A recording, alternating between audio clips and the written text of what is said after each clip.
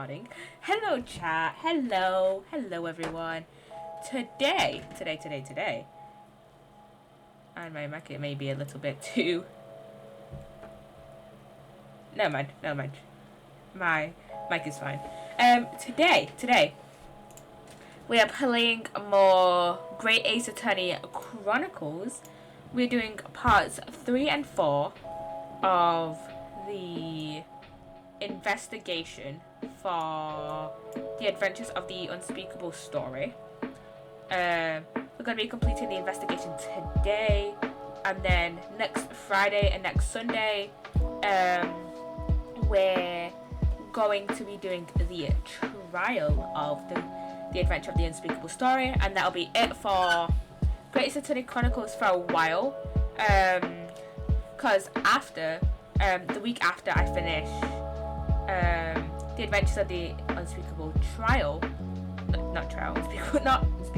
unspeakable story, because the week after we finish the adventures of the unspeakable story, we're going to be starting Turnabout Serenade for Apollo Justice, and then after that we're probably going to take like a 2-week break from doing Ace Attorney. I'm going to be focusing on some other games, probably Minecraft Sims, and maybe Dark Deception Monsters and Mortals. I don't think I'll be streaming tomorrow. I know I said that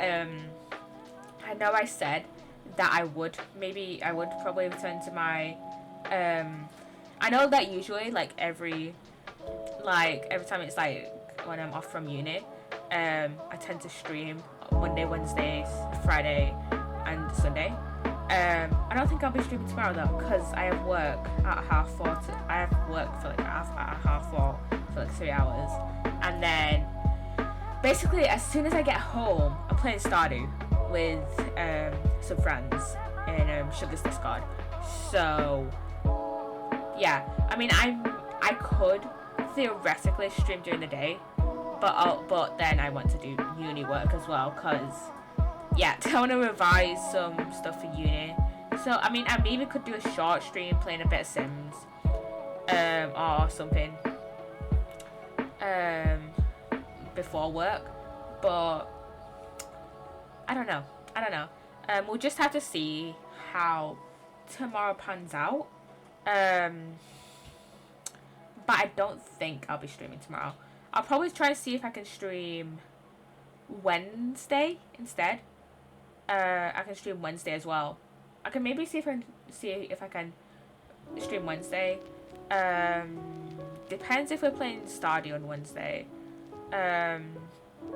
Depends if we're playing Stardew on Wednesday or not. I'll definitely be streaming Friday. And Sunday with more Chronicles. But yeah, I wanna record some more. Actually, I wanna record some more Osric stuff. I have some Sim stuff already recorded, but not in the.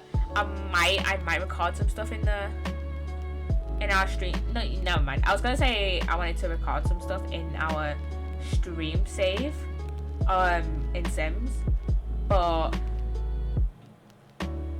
and what is, I don't know why my mic sounds like a little weird. It sounds slightly like peaking in a way, and it keeps going red. It keeps slightly going red, but no matter how. Oh wait, you know what? That sounds fine. I think that's the perfect mic quality. I think that's perfect. Actually.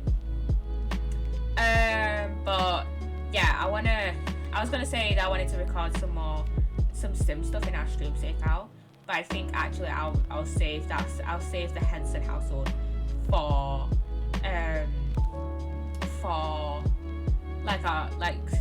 stream, because there's gonna be some people who don't watch my YouTube videos and only watch stuff on Twitch. So I'm gonna use my other save files I'm gonna use my other save files for on YouTube, and then use the Henson household for on stream. But also I want to upload more Oswork stuff. Oswork is like, I'm not too bothered about keeping that like stream only. Like there are some things where it's like, oh yeah, I'm keeping this stream only. Like the bar build, I'm not gonna work on that really outside of stream and like put it on YouTube. I'm gonna keep the bar like on a stream thing, but I'm probably gonna work on a few other builds. I am working on a few other builds actually that I'm I'm gonna keep to like put on YouTube or just do them in my own spare time and just do like kind of like a tour-ish, like just record something and be like, oh, here's like a tour of this build I made, for example. So yeah, I think I might do that. I did do that actually did do that for the barn actually. Minecraft. Hello Sage. Hello. We're not playing Minecraft today. I might stream Minecraft next week though. Depends if I'm streaming Wednesday, because I don't think I'm gonna stream tomorrow. It's because it's Easter break from uni. But yeah. What was I gonna say? But yeah, I maybe want to record some more stuff for like to be like, oh, here's a Tudor's build I did, or like do videos where it's like, oh, here's me working on a build. Problem is I don't have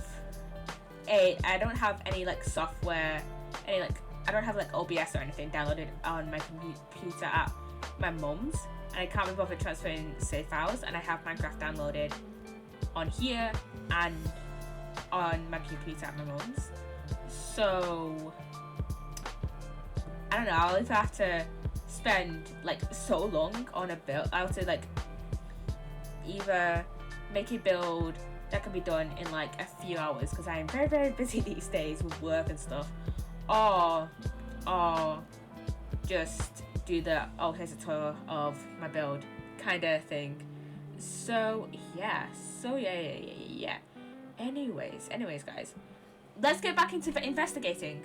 So last time on Friday, so what I can remember, so we're just chilling out. So what I can remember, the main plot points from the investigations is that Herlock not accidentally, he's just the dumbass. Herlock took a viola from the pawnbrokers instead of his violin. We went to go get the violin and like be like, oh, here's the viola, can we have the violin? And then there was this big like quarrel between this guy, I can't remember his full name, it's like Benedict is his last name, and Gina Lestrade. This guy Benedict was like, oh, that coat you're getting back is actually mine, and we basically proved it. Hey, this isn't actually yours, this actually belonged to McGilded. And McGilded's now Magnus McGilded died like last case, like in the last case. So it's like, and Gina had the ticket for it. So and had the ticket and like knew all the stuff for it. So it was like, oh, you could just have this coat, Gina. I love Gina, by the way. Gina's probably one of my favorite characters out of Chronicles. And then what else happened?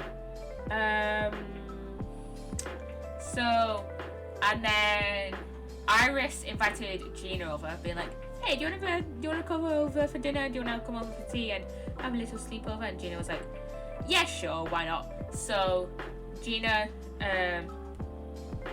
came over to Herlock's place all had like a big sleepover, and then Gina left in like the middle of the night, and Herlock came over to wake us up, wake Ryunosuke up, and Ryunosuke being the guy we play as, and he's like, Gina left, and I've been waiting for like an hour, and I'm worried. Come help me find her. So we went off to go find her. We went off to the pawnbrokers, cause that's like the first place we could think of. So we go to the pawnbrokers. We find her in the back room, and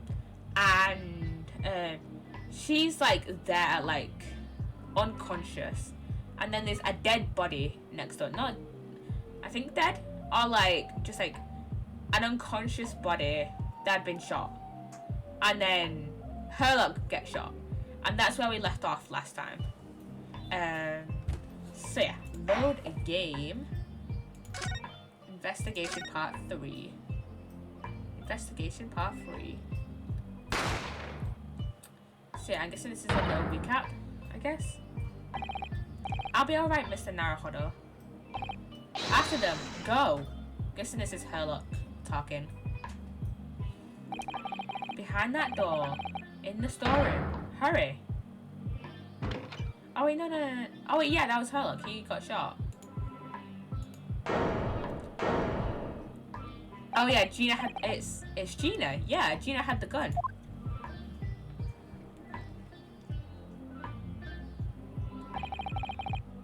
From that moment, Windy Bank's pawnbroker became a crime scene.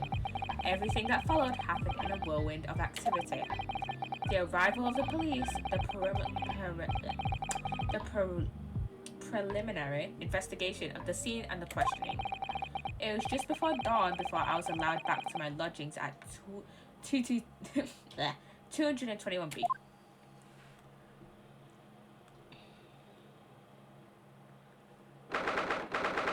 And here we are. 5 hours later. Are you playing Minecraft yet? No! I'm playing Minecraft like probably next week. We're playing Ace Attorney first.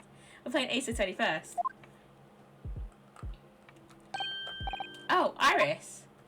Oh, I love Iris. Iris is great. She's so cute. A telegram came. But all it said was, "We're at home." Oh yes, we asked one of the policemen to have it sent. It was simply impossible to come back. When I woke up, I was all alone. Hurley and Ginny were gone. Everyone was gone. What happened, Reno? Oh yeah, she wasn't awake yet. Her and I think was Susato. I think Susato was awake. Was she awake? I don't remember. What was Susato awake when this all went down? I don't remember. I don't think she was. But I have a terrible memory, and this was on Friday. I've slept since then. Poor Iris. She's trembling. She's obviously trying very hard not to let herself get too worried. I'll explain everything that I know. Something awful has happened, hasn't it? Yes, I'm afraid so. Yeah. Let's talk to her about it. Events at Windybanks. I'm sorry to have to tell you this, Iris, but Mr. Windybank is dead. Oh, that was Windybank? I completely just didn't realize it was Windybank. He was shot. We discovered it in the early hours of the morning. Oh. Yes, I had a feeling. You did? Well, I saw all those police carriages pulling up outside his shop. So I knew something must have happened here.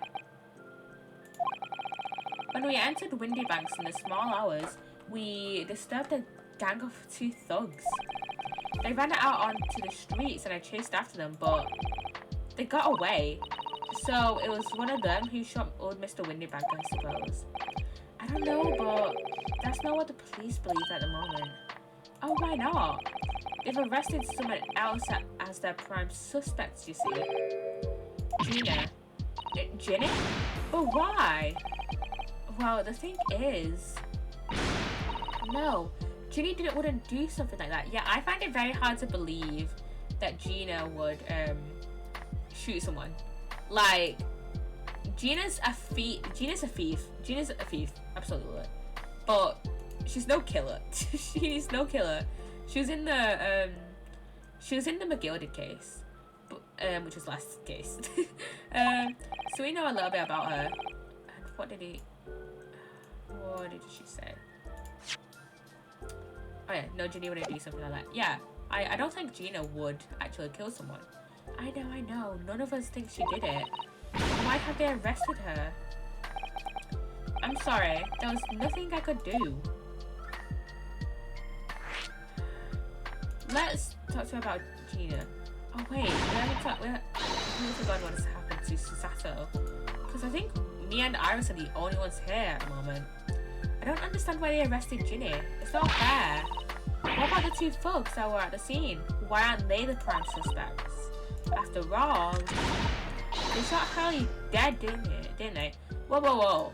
Sherlock's not dead. I keep wanting to call him Sherlock because that's what he's named in the Japanese translation, I think. But they had to change it in the English translation because of copyright issues. Because obviously, Sherlock Holmes is a copyrighted character by who is Sherlock Holmes written by? It's completely slipped my mind. I'm gonna look it up. Sherlock Holmes. Arthur Conan Doyle. And they were like, oh, we don't want to. I guess they don't want to get into shit for it.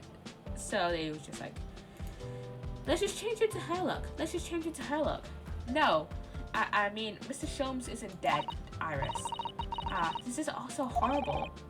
The thing is, Mr. Windybank was found on the floor in the storeroom where he keeps all the deposited articles. The storeroom door was locked from the inside.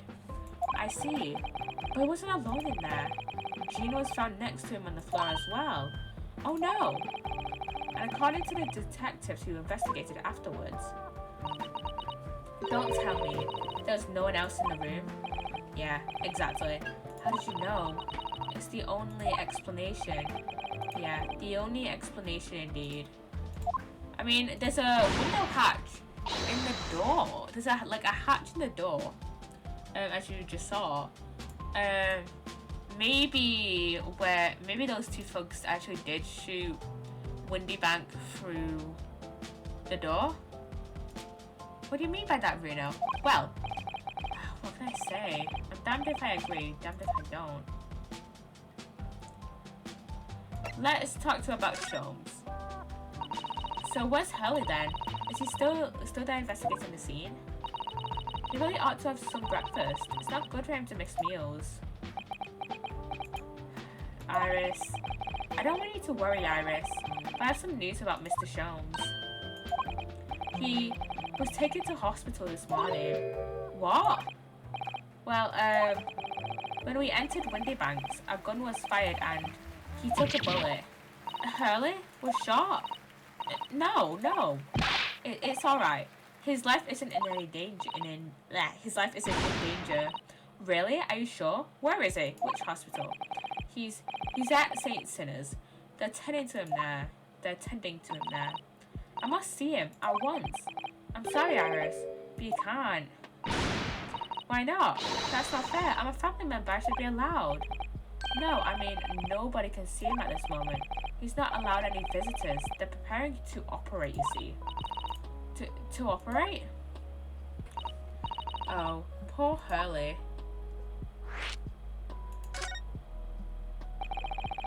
It was the two folks who were in Mr. Windybank's shop. They shot Mr. Sholmes when we disturbed them, you see. It was pitch black inside the shop at the time. My mind went totally blank, I'm afraid. I just froze. After them. Go. After that, I ran out into the street, but, well, they were long gone. I shouldn't have hesitated. I'm so sorry. It's my fault. I let them get away. I feel bad for my Inosuke, man. And Iris as well. I think that's a very good thing. Sorry? Well, if you'd seen which way they went and chased after them. You might have been shot as well, Bruno. On top of everything else, I couldn't bear that. Oh, Iris. Let's talk to her about Psssttt. I do not remember what happened to Psssttt. Where's Susie, Bruno? She's still at the police station. Oh, why? I expect she's still being questioned. The police said they wouldn't be finished for a while. Why are you there then? Well, I didn't get a good look at the criminals anyway, so they weren't questioning me for long. And Mr. Psssttt stayed behind at the scene to tend to Mr. Sholmes, so they didn't get started until later. Ah, I see. Besides, one of us had to come back to be with Iris. I'm glad Inspector Gregson agreed to me leaving early. He should have let me know and I would have come to the station. I feel bad for Iris. I'm afraid I need to go out again now, Iris. There's not much I can do at the moment, but I can at least try to find out how Mr. Sholmes and Gina are getting on. I want to go too. Take me with you, Bruno.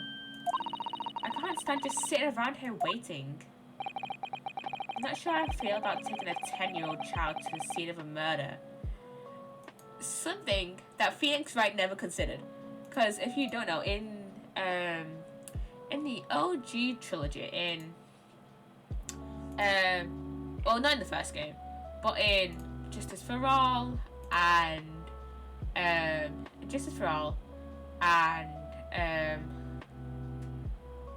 Trials and Tribulations, Phoenix would casually bring Pearl, an 8-year-old, to crime scenes. So at least for Yunosuke is like, hey, maybe I shouldn't take a 10-year-old to the scene of a murder. Maybe I shouldn't. I don't want to leave her all alone here either. That is fair. That is also a fair point. You don't want to leave a 10-year-old alone on her own, but also you don't want to take her to the scene of a murder. I mean, to be fair, the scene of the murder is literally right next door. It's at Windy Banks. It's literally right next door to 221B. So, alright then, Iris. Perhaps you can help me? Oh yes, I'd love to. Why are we asking a 10-year-old to help with solving a murder? I mean, I get it. She has a degree in a... What does she have a degree in? It's medicine, right? Yeah, medicine. And she's written a bunch of books, but she's 10. Come on. Oh yes, I'd love to. Gina's at a prison. Mr. Sholmes is probably in his hospital bed. And don't forget, we have to visit the crime scene. We need to conduct a thorough investigation. Ah, I can see you're ready for action. I imagine Iris would appreciate going to the hospital sooner rather than later. Oh, I love her goggles. We don't usually see like the front of them. We don't really get a proper view of them because they're usually on her head. But the little heart, oh my god, I just love Iris's design. It's just so cute with all the hearts. Okay, let's go. New location added. That is the prison and St. Sinners. And so we saw the prison from. Wait, no, the last case wasn't the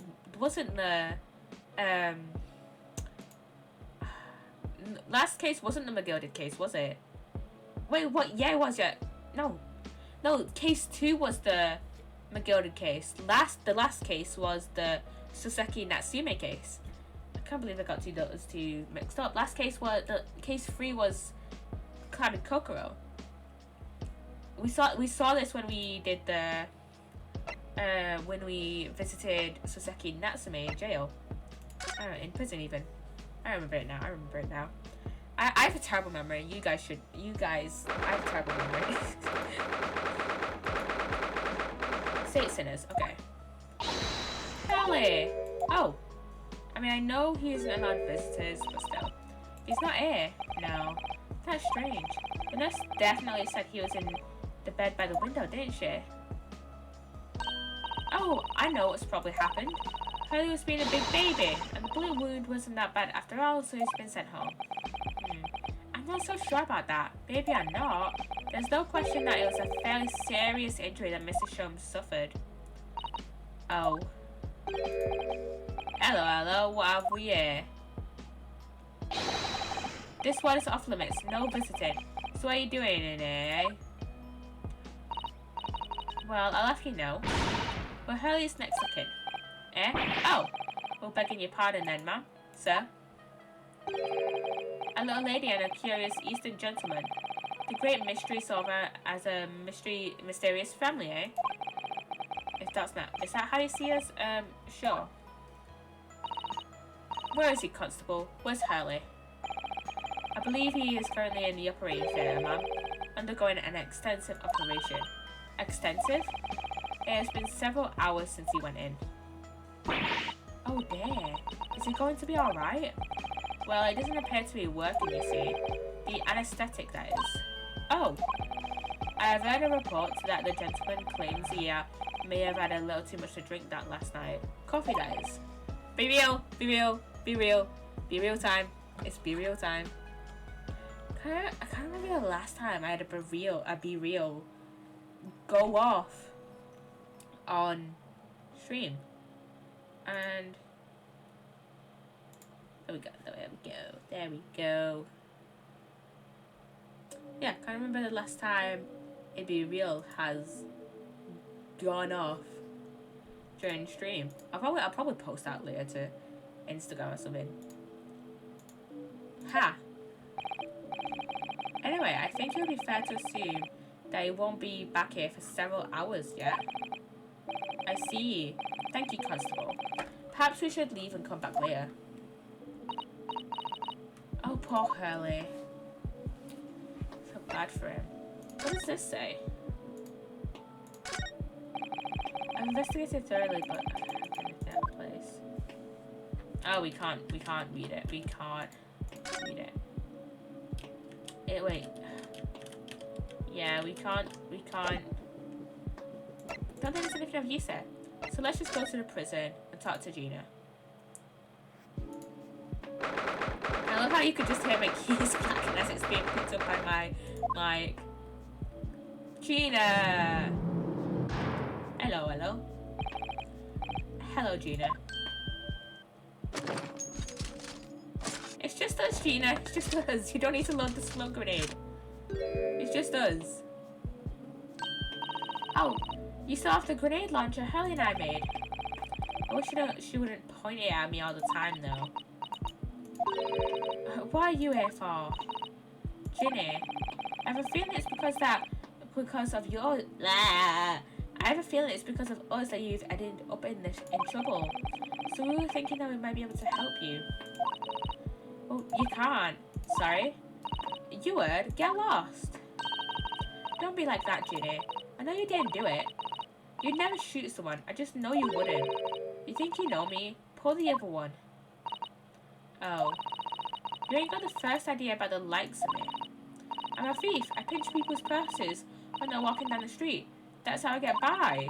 And if I saw me chance, I'd sneak into a pawn shop any day of the week. Just to see what I could lay me hands on. Get it? That's the kind of person I am. But Ginny, I've been caught somehow, they say. Some cove came by before and said he'd be a lawyer for me, or the like. Said he was my right or something. But I told him to get stuff. I don't need one lawyer. I don't need one. She couldn't be staring at me any more obviously if she tried. Why are you being like this, Ginny? Yeah, Ginny, if you're a thief, sure, but you're not a murderer. I don't understand, Gina. Why did you send the public defender away? He wanted me to sign some papers, representation papers or something like that. It's all going to be rigged anyway, the whole trial. They'll pin it on me because I'm a kid. That's what grown-ups always do. Oh shit, yeah, she's only 17. Why do you think that? Because that's how it's always been for me. Growing up in the back slums my whole life. If you do what grown-ups tell you, it'll get your mates dragged off by the coppers, or worse. I've had it happen to me before and all. Been stood out and nearly snaffled on the back of it. You can't just know one. That's the point. As soon as you do, you're gone to grass. Dead. Gina, listen. If you like, in tomorrow's trial, I could... Forget it. Ginny, don't you trust Bruno?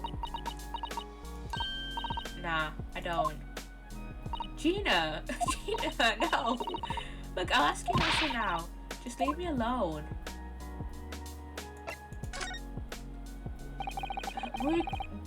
Will you tell us what happened, Gina? Last night at the pawnbrokers. There's nothing to tell. I figured it'd pay me, so I broke into the place and started going through the storeroom. But the old bloke walked in on me and you know the rest. No, we don't actually. But why, Ginny? Why would you do that? Ain't it obvious? The place is full of stuff I could sell for a shilling or two. Diving ain't easy, you know. It's a lot of work and after the time you don't even get nothing. Is that really why you broke into the place? It was for the disc, wasn't it? You broke into it because of the disc. What? Are you sure the true reason wasn't something else? I'll give it a rest. What'd be the point anyway, eh? Nothing I could say would make a blind bit difference. Please tell us, Ginny. We'll believe you, whatever it is. Believe me? Don't be daft. You can't believe nothing. Everyone lies all the time. And you know what? When it comes to lies, I'm the biggest of the lot. I've told some unforgivable lies, I have. What do you mean by that? What unforgivable lies?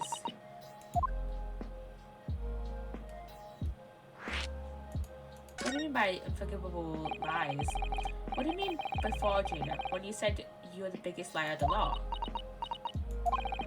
Why don't you tell us what these unforgivable lies you've told are? Maybe we can help.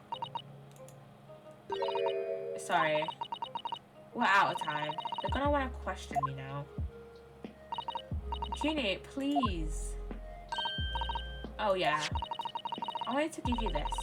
Something to remember me that by. No, it's a little cat. A photographic print. A really adorable cat. I found it in one of the pockets of this coat. Ain't no point in me having it. I wonder what a little photograph like that was doing in a pocket of that overcoat. Anyway, don't bother coming again. Bye. Oh, Ginny. I want to examine that photograph to see if there's anything on the back. I can't examine stuff. Oh wait, no. I need to look in the court record. Oh wait, we can't present the disc. Okay. We'll have to go to the scene of the crime then. We'll have to go to the scene of the crime. Let's examine this. Examine. So it's on the back. Yes! Yes, actually. 13th of February. Look at the back of this print here. There's something written on it. 13th February, 9 PM. Article deposited. 1 small box. Loan amount paid. 10 shillings. Redemption deadline. 13th of April, 9 PM. So this photographic print is a redemption ticket. 13th February? That could be significant. It was just 2 days before the murder on the omnibus, wasn't it? A small box. That doesn't tell us much about it, does it? You know, if Mr. McGilded still had the ticket, then presumably he never redeemed the article. Yeah, that's because this would have been the day. This would have been the day before the murder of Windy Bags. But by that day, by the 13th, but like 2-3 months before that, McGilded was killed in the omnibus fire. So, like, he could never redeem that ticket for the small box. So do you think the box might still be present somewhere in the shop? Obviously, yeah. Ah, yes. If it's something Miss McGilded deposited, we need to investigate. Okay, yeah. We need to go find that small box. Okay. We'll see you later, Gina. We'll see you later. We need to go to Windy Bags. I love how all the things are listed in there instead of you have to go in, like, through another place to go to get to it. Oh, what's up with the calendar? Never noticed that. All the cops are here. This is where it happened then. Last night. That's right. The 2 thugs I told you about were obviously ransacking the place, looking for valuables. But apart from the policeman in it, You wouldn't know anything that had happened. There's no sign of disturbance. There's a plate there as well. No, you're right about that actually.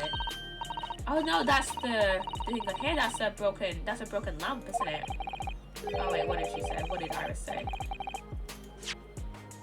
In fact, if anyone, it's the police who seem to be the ones doing the ransacking.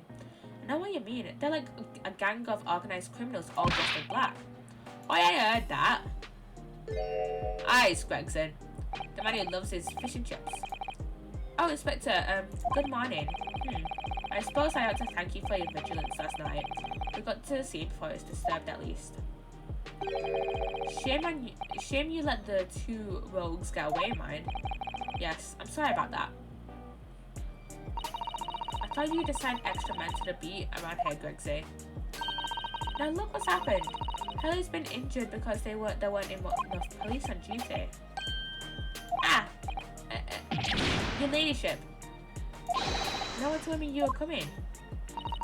I expect you to take full responsibility for what happened to Hurley and see he has the very best medical care.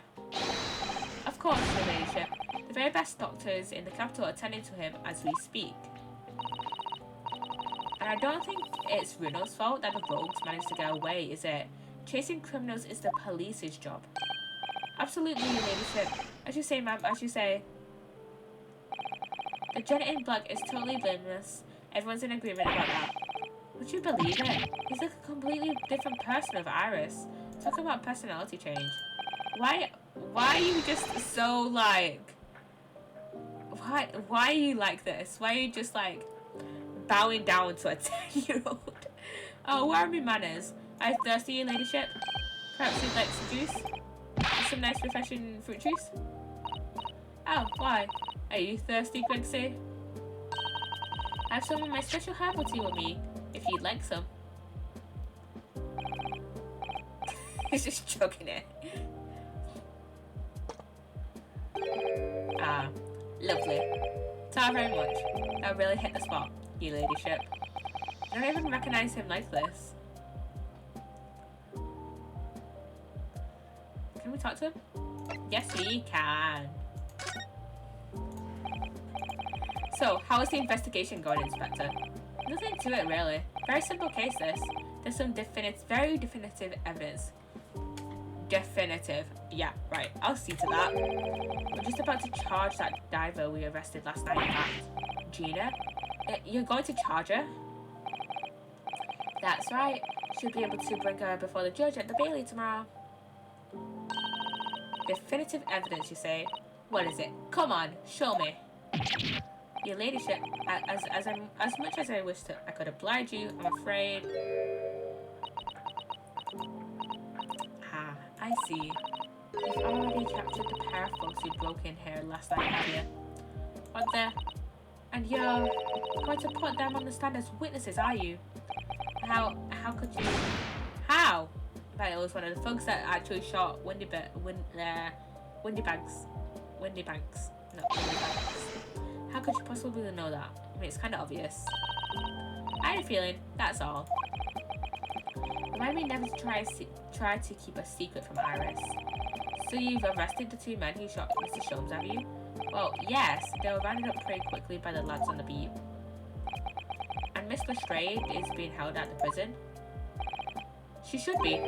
That's assuming she hasn't lifted the key from the jailer, of course. Can you tell us anything about Mr. Sholmes? What's his condition? Sorry, I'm not at liberty to divulge that information. Scotland Yard matters are strictly confidential. Well, I know he's being operated on at St. Simmons. Why can't I see him? I'm family, you know. I'm terribly sorry, your ladyship. It's the hospital's policy. No visiting at all. Oh. The bullet must have hit an artery in his midriff. He's lost a fair bit of blood. Oh no. He didn't seem too bad in the first hour or so, but a hemorrhage like that is enough to make even the one and only Sholmes cut down.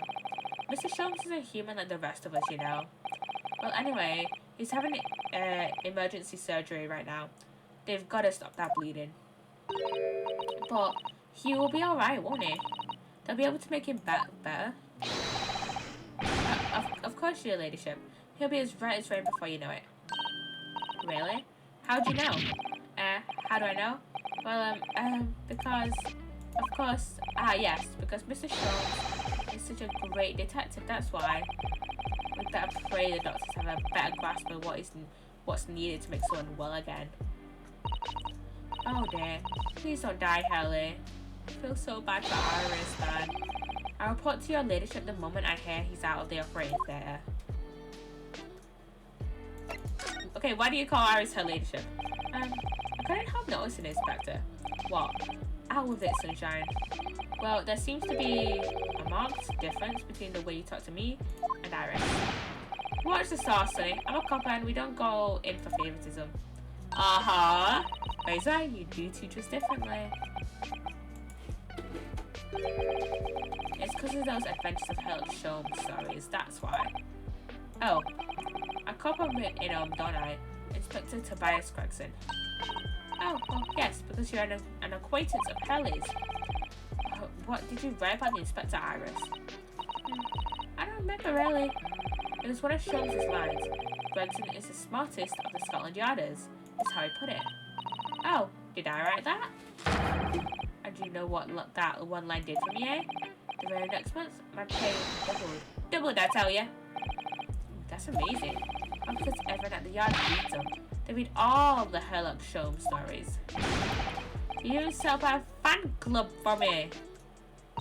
Of course, that explains everything. It was around that time that you became such a toady to me. Can you blame me? All it takes is one bad word from you and Holmes could change his tune about me. Gregson? No. The great detective would say. It's getting quite overrated these days. Think what would happen to my salary if that came out in print, eh? The whole thing gives me the willies. I can't tell you how many nights of sleep I've lost to worrying about it. But that would never happen, Gregsy. Every month when the new Ranks magazine comes out, my hands are trembling as I turn the pages.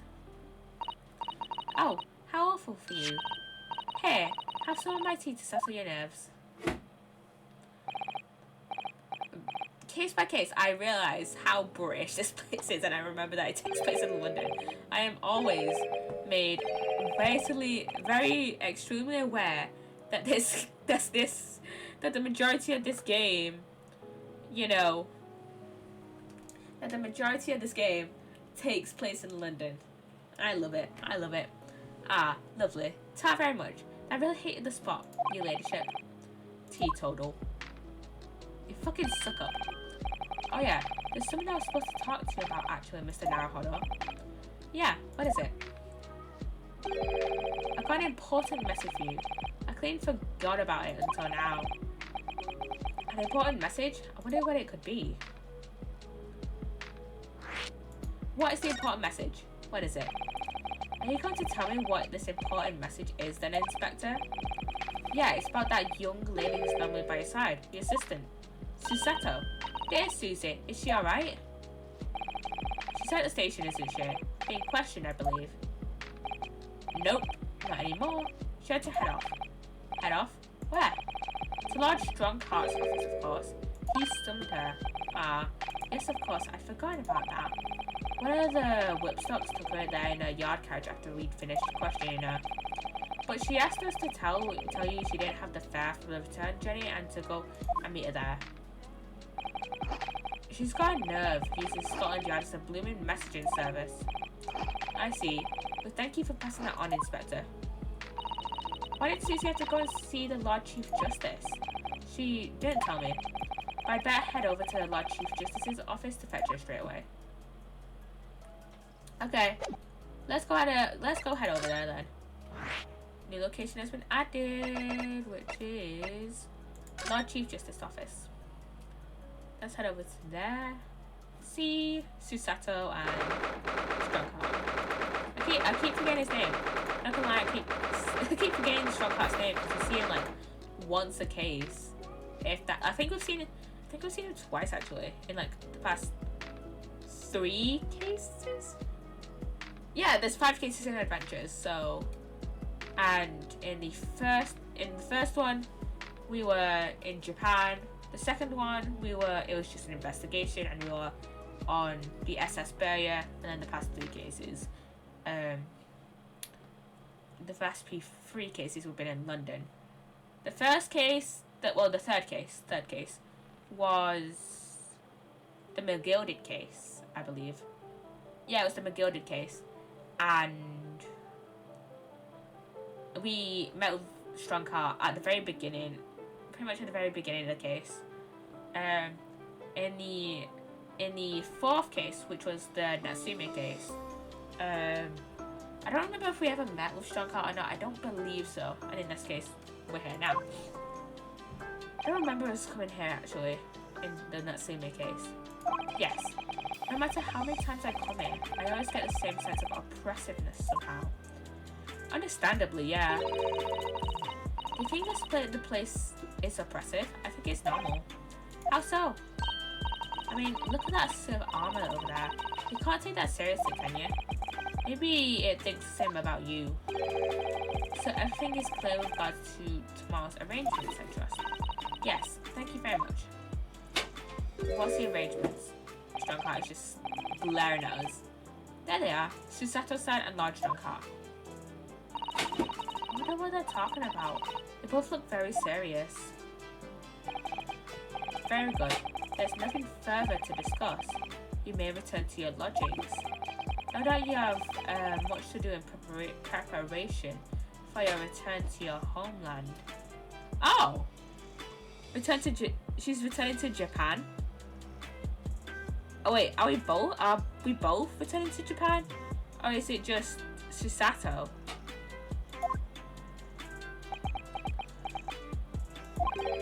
Wait, what did he just say? You'll return to your homeland. Pssttt-san!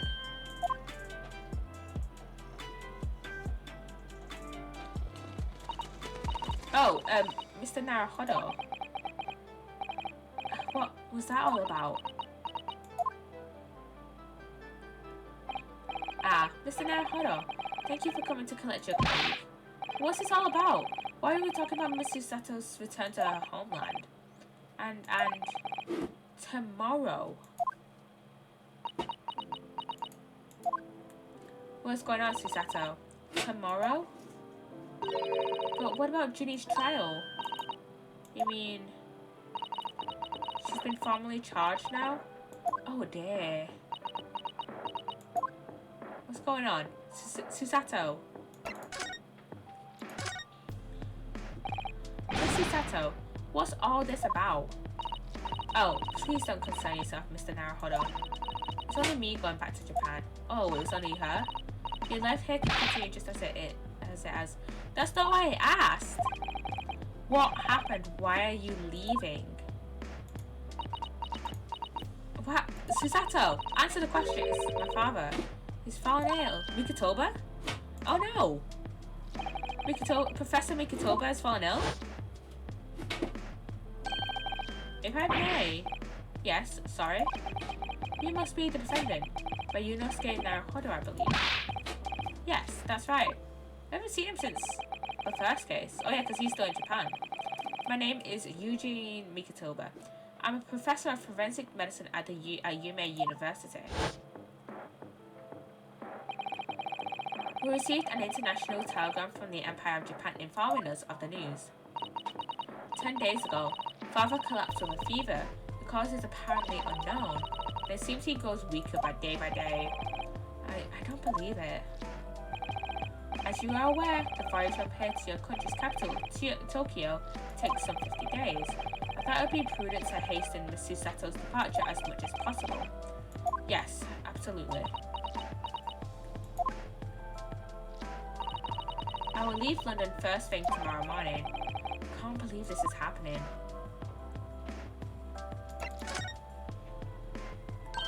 So Gina has been charged? She'll have to appear in court? Yes, she was formally charged a few hours ago, and the day of the trial has already been set for tomorrow. No, not even 24 hours later? Gina. Ah, the Lestrade girl and the murder of the Baker Street pawnbroker, yes. An all too conspicuous case. The pickpocket was clearly disturbed mid-robbery and shot the man in a panic. No, the yard is overstretched. As it is, without wasting time on these open and shut cases. It's not a waste of time. Ginny would never do something like that. Mr. Naruhodo. Yes, large strong heart. In deference of your fine services to date, I shall overlook this young girl's insolence, but I have no recollection of admitting a child into my office. Leave, now. Of course, Lord Strongheart. Criminals will tell the most palpable lies in order to evade justice. The police can ill afford the time it takes to unravel all their untruths. Meanwhile, more crimes are perpetrated. We have far more serious matters with which to contend. Serious matters? Didn't Gregson mention something like that yesterday? Yes, Inspector Gregson made a similar remark yesterday. It's no concern of yours, though I'm sure I need not remind you of that.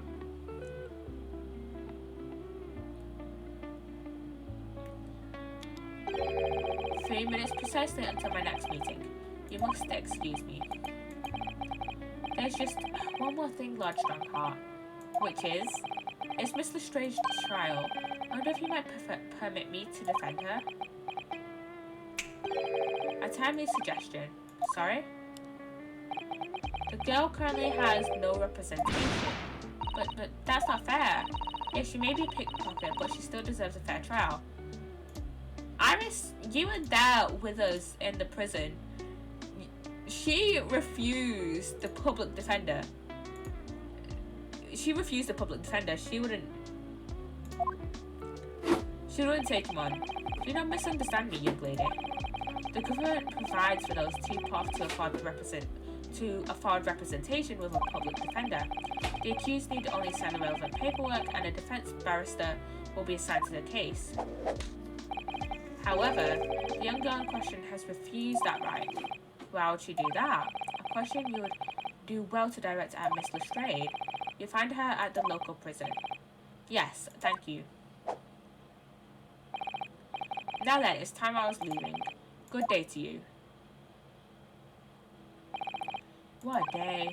Gina charged with murder. Psssttt about to leave. What is it, Psssttt? Come, Mr. Naruhodo. Iris, we must make haste. But, Susie, you're leaving for Japan tomorrow morning, aren't you? Don't you have packing and things to do? As Mr. Naruhodo's judicial assistant, my personal circumstances are of no consequence. My sole purpose remains to help you in whatever way I can. Thank you, Miss Psssttt. That's a very pensive look. I think we ought to visit Gina first. In any case, I should like to wish her well before I leave. Yes, that sounds like a good idea. Let's go.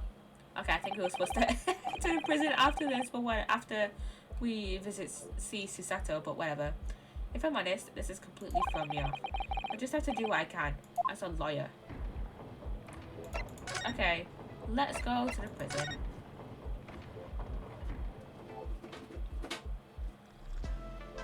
Oh, she's not here. Oh shit, I'd started. I just added in like 5 minutes. Ah, hello again, Gina.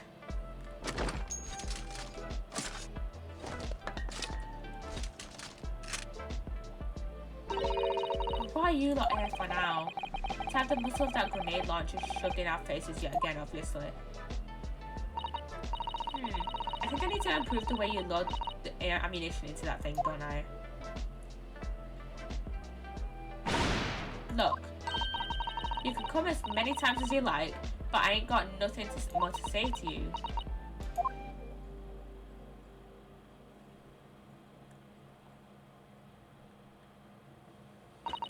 Gina, I wonder if you might hear me out. There's something I'd like to say. What? I'm sorry to say that I must reluctantly bid you farewell.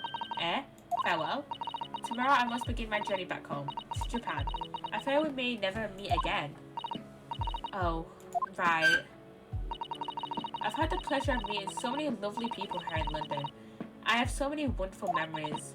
And yet, as things stand now, it will be a glum parting indeed. Poor Iris is so miserable. Susie.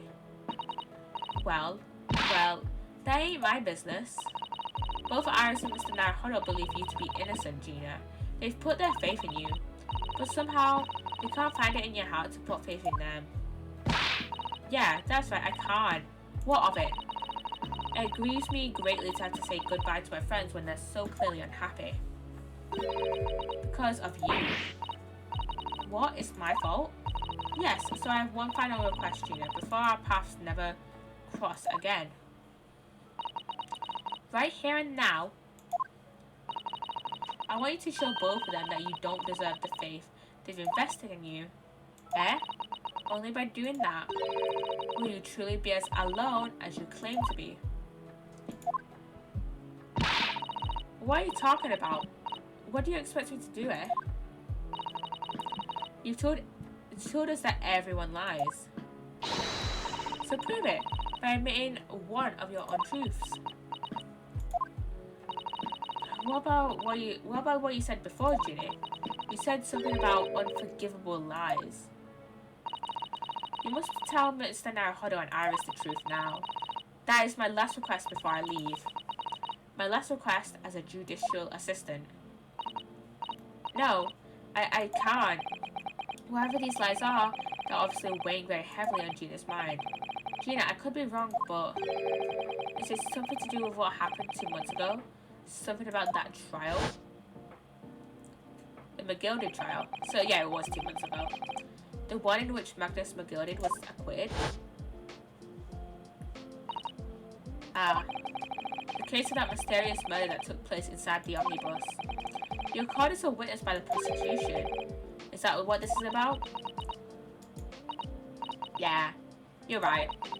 Because in that trial, I lied. I lied like you wouldn't believe. Will you tell us about it now?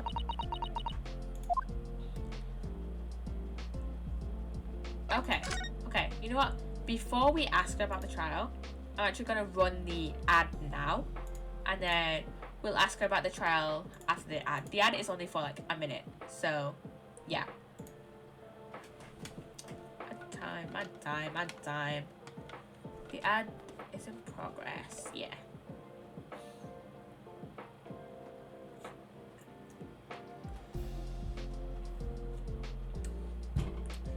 I have no idea what to talk about in these like 1 minute little like breaks I have for the ad. Cause it's like is there barely anyone like actually like that's actually gonna be watching me talking anyways, other than like the people who are gonna watch on YouTube, Jem, who's subbed with Prime on Friday, then like whoever uses an ad blocker. So yeah. never know what to say unless I like clip this like last like minute and just like put it together and just put it on YouTube. But yeah, you know. Okay, people should be coming back from ads soon. Are people back?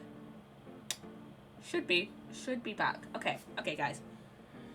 Let's ask Gina about the trial 2 months back. Like you said, it all happened 2 months ago. The coppers got hold of me and stood me in the witness stand.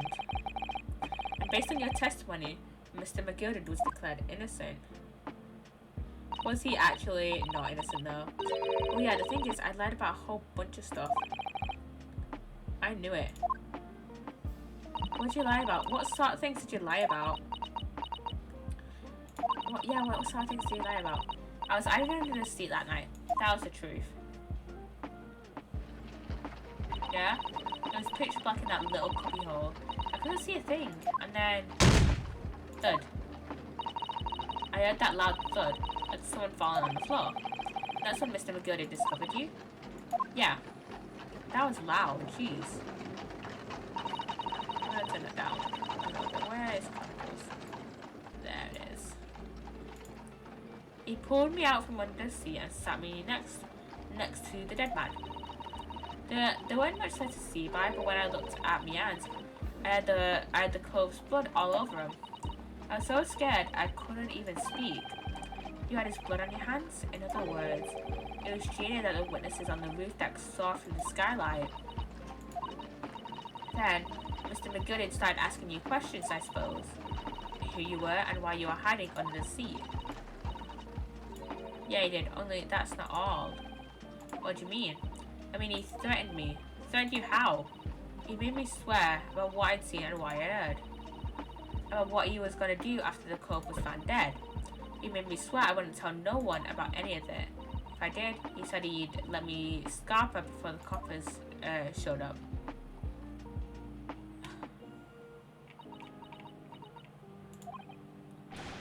Gina, you must tell me what he swore you to secrecy about. What you saw, what you heard, everything. Yeah, what did he say? Okay, what did you actually see? What did you actually see? You said McGilded made you swear not to tell anybody about what you saw. But you were in the pitch black compartment under the seat the whole time, weren't you? Yes, with Mr. McGilded sitting above your head, if I remember correctly. Yeah, that's true, but it was when I heard the foot of the cove in the floor. I let out a little screamsy, couldn't help it. McGilded heard that and dragged me out by my arm. That's when I saw it. It was on the floor next to the old geezer where I'd been stabbed. A disc, all bright and shiny. What's up with these discs, man? A disc? Do you mean... Yeah, that's it. The one what the D took off me at Windy Banks. So the music box disc was there on the floor of the omnibus. Not for long, McGilded spotted it straight away. He picked it up smartish and stuffed it in. He picked it up and smartish and stuffed it into his inside pocket. My brain did not compute that sentence at all.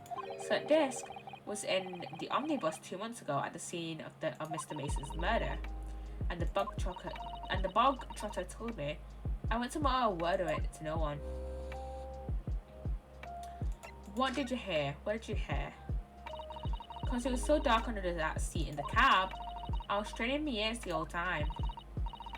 After a while, I heard the door and footsteps inside the cabin. Presumably that was McGilded getting on board. Nah, not only him. Oh, because I could definitely make out the footsteps of 2 people. Oh! In that case, it would seem likely that it was Mr. McGilded and the victim, Mr. Thrice-Fired Mason. In his testimony during the trial, Mr. McGilded claimed he slept during the carriage ride. But whenever I'm in a carriage, I'm taken with a fierce tiredness and I always succumb to it. And your own testimony, Gina, supported his. All I could hear was the Irishman snoring. Gina. Yeah, that wasn't exactly true. Neither of them were asleep. I could hear them talking the whole time, in low voices. What? What were they talking about? Sorry, I don't know. The sound of the horses and the wheels was too loud. But that still tells us something. Mr. McGilded and the victim knew each other. So McGilded was lying, as I suspected. What happened after the event? What did he threaten you about? I knew it wasn't going to take long before someone raised the alarm that the bloke had been killed. Yes, you're quite right. The other passengers on the roof deck noticed very quickly. So when the cab came to a stop, McGilded told me to hide back under the seat again. I climbed in and waited. The 2 cows from up top ran off to get to the coppers. Yes, Mr. Fairplay and Mr. First. Right. And after they'd gone, McGilded asked the driver to do him a favour. A favour? Now then, fella, what I need you to do is to take this coat off mine and deposit it with a nearby pawnbroker. And for your troubles, let's see now. I'll give you 10 guineas. nearby pawnbroker? You mean on Baker Street? Yup, you got it. It was Wendy Banks. The coachee snaps up the money and ran off to pop his coat as fast as he could. So then there was no one left in the carriage. McGilded opened the box under the seat and let me get out of there, but not without conditions. I see. McGilded's conditions. What were McGilded's conditions then? Letting you go free, I mean. Not telling a soul. Not for anything.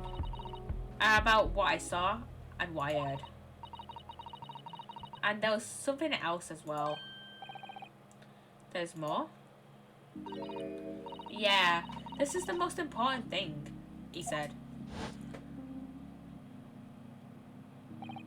After sending the coachman on a little errand for me, with some small change in his hand. Now then, did you hear what I asked of him? Did you see anything at all? You asked him to go pop your weasel, right? Aye. The fiend's taken me overcoat to deposit with a pawnbroker's hereabouts. And I want you, lass, to take the redemption ticket for it. Do you understand? What, you want me to have the ticket? That's right. I'll come fetch it from you later. Something within the next 2 months. You need to hang on to it until then. Is that clear? And whatever you do, don't lose it. Alright then. And in any case, I might happen to be delayed at all. You have to go to the pawn shop, Wendy Banks, so it is, and you have to extend the loan after the 2 months is up. If you forget, the article will be forfeited and any old fiend could come along and buy it. Eh? But I ain't got that kind of brass. It's £5. That should be enough. Do we understand each other, lass? Don't try anything funny now. If you go against me... Yeah, I get it. Good. And one more thing. In a few days from now, you'll be visited by the police, I've no doubt. The coppers? Aye. They'll come asking you to take the stand in court to testify as a witness. So let's have a wee chat about that, shall we? What is it that you might say, and what is it that you won't? What did he say?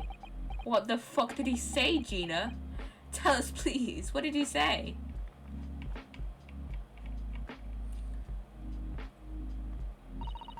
After he'd gone over it all, I packed it. Got as far away from there as I could. He did the pawnbroker's ticket in some bushes in the scene. I went to fetch it the next day once it got dark. So McGilded planned it and coerced Gina into giving false testimony. I want to see how much is a guinea from like the 1890s, and how much is a pound? It's like £5 in today's money. So guineas money. A guinea was worth £1.05. So 10 guineas would have been £10.50. And then ish £5 1890 worth today. Let us see. Let me see this online calculator.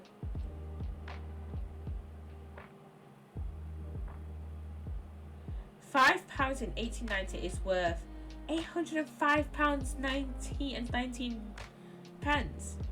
Holy shit. That's a lot of money. That's a lot of money. That is very much a lot of money.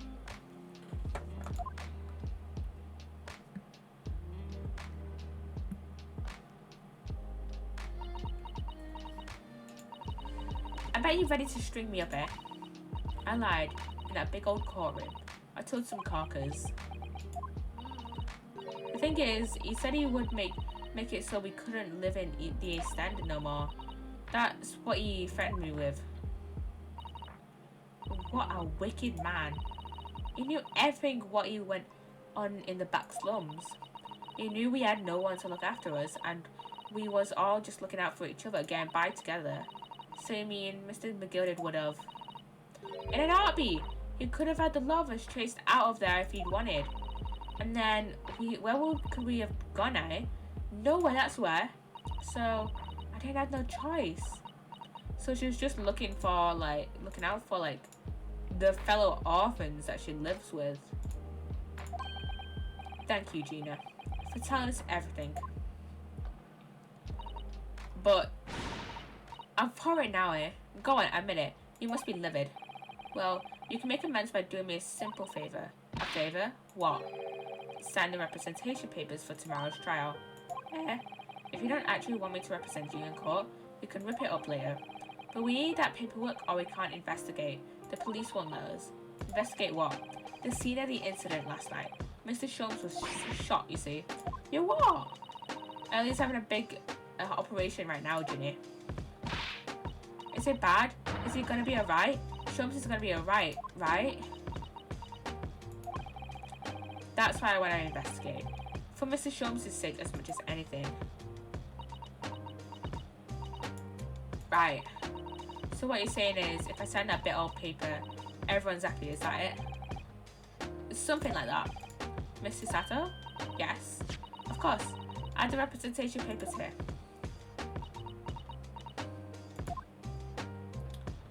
Come on, Gina. I don't really know what to stick up for me, though. No lawyer or nothing. I feel so bad for her. Poor Ginny. She seems so lonely. We got her representation papers. Well, at least it should mean we can investigate the scene at Windy Banks now. Yes. And perhaps we can come back to visit Ginny when we're done there. Yeah, maybe. I feel like we've finally cracked Gina. She's opened up to us at last. Now I have her representation papers. No one else knows just what a responsibility that is. Anyway, for now it means Inspector Gregson can't stop us investigating at Windy Banks. Although, something tells me he's not going to be happy about it. Okay. I'm gonna run another ad while I do the little save. I know we only ran an ad like 15 minutes ago, but while I do the save, and I'm gonna run a 1 minute ad. Okay, that should run. Is it gonna run the ad? There we go. Save the progress. Oh, first save since Friday. Okay, we're back at Windy Banks. We'll just wait for the rest of this ad to finish. Again, I never know what to talk about in this little 1 minute section when we're kind of in between, and then we're like during an ad when I never know what to talk about with you guys. I guess it's just like kind of a little bit of time to chill out before the ad finishes. And at least we'll have like another hour and a bit, I think, before the next ad, and we might be done with this investigation before the next ad pops up. I'll have to see how long until the next ad is, and everyone should be back, and we have an hour and 44 minutes to the next one. We can try and get this investigation done in like an hour and 44, but I doubt that will happen. Here we are again at the scene of the crime. Gregson! Now to thrust these representation papers in Gregson's face and see what he makes of them. Hello again, Inspector. Do you have a minute, please? There he is with his fish and chips. What is it now? You should go home and get some rest. Oh shit, yeah, Ryunosuke hasn't had any sleep, has he? Neither has Susato, I bet. Because if you think about it, the crime happened at what? 1 a.m.-ish? And, well, they have had some sleep. Ryunosuke has had some sleep. Herlock probably has had, no sleep at all. Because he was waiting for Gina. And Gina probably hasn't had any sleep at all. But, God. They must have all slept so shit. But they're going to get a full night's rest before the trial, surely. Oh shit, I didn't read what she says. Here you are, Gregsy. Here are the representation papers. Your ladyship. How? I don't believe it. How the devil did you get that stubborn little ragabash to sign that? I salute you. That is good work, that is. I can see you've been very busy here as well. How about some tea? It's a special blend designed to relieve fatigue. Chugging that tea, are we? Again. Ah, lovely. Well, let's see now. Yes. Yes, I hardly feel tired at all. I'm fit as a fiddle, your ladyship. Would it be alright if we investigated the scene of the crime, then? Do as you please. You know where it happened? Through that door behind the counter. Yes, the storeroom. That's where I discovered Mr. Windybank. And Gina. Right, well, I'll be getting back to business then. Will you be investigating in the storeroom as well, Inspector? If I'm perfectly honest, we need to wrap this up before long. Can't afford to spend too much time on it. But there are so many articles to go through, it's taking forever, even with the lads working round the clock. Which is a problem because there's another case the yard needs to investigate urgently. That must be what Lord Strongheart meant by far more serious matters before. So what I'm saying is, don't get under my feet, sunshine. Okay? We'll do our own thing, you do yours. Come then, let us not waste any time. This is going to be our first case without Psssttt. Since like the first trial. There's the article ledger here and Mr. Windybank's notes and what's this? It looks as though someone has left a little photographic print behind. Oh, look on the back, there's some writing. Is there? Oh, show us, Susie, show us. 15th of February. 15th February, 10:30 p.m. Article deposited one gentleman's overcoat, which must be the one Gina has, which must be it must be McGilded's that was deposited. I assume so, anyways. Loan amount paid £1. Redemption deadline 15th of April, 10:30 p.m. A gentleman's overcoat pawned for £1. Clearly, it was a very fine coat. In fact, I think. Yes, this must be the ticket for the overcoat that Ginny redeemed yesterday. And is still wearing, which belonged to McGilded. I never expected the redemption ticket to be handwritten on the back of a photograph though. It seems Mr. Windybank just used whatever piece of paper he happened to have to hand. But this photograph of a cat, we already have one. It looks very familiar, doesn't it? I'm sure I've seen this exact same photograph somewhere else recently. Yeah, we have one. We have one for, what was this for again? This was a small box. I assume maybe it was for someone else that deposited. Wait, did Gina deposit it?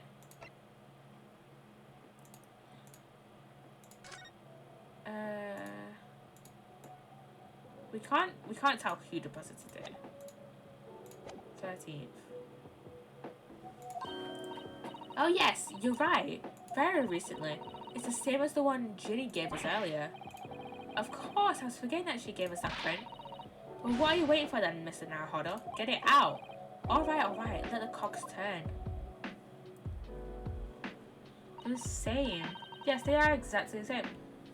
Yeah, like basically exactly the same.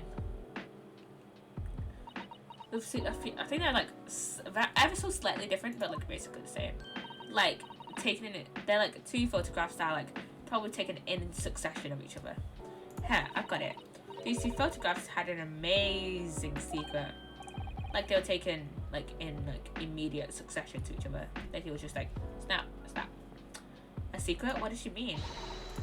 You must tell us, Iris, at once. You really want to know? Yes, we need you to tell us all you know about this pair of photographs. Yeah, what do you have? Pair of photographs. What do you know? So Iris, about these two photographic prints. The ones we found here on Mr. Windybank's counter, and the one Gina gave us before. What is this amazing secret you mentioned that's hidden between these two identical prints? Actually, that's not quite right. Sorry? If you look carefully, the two prints aren't the same. Not exactly. They're not? Have another look at them now. Yeah, I mean, I can kind of see it, I guess. Can you see that they're just slightly different from each other? Yeah, I don't know if you guys can tell it, but in this one, the tail is ever so slightly, like, closer together to the cat's body compared to this one. Look at this one, it's like, from the arrow, it's like that, right? The arrow just goes across. But if we go, wait, can we go to, go to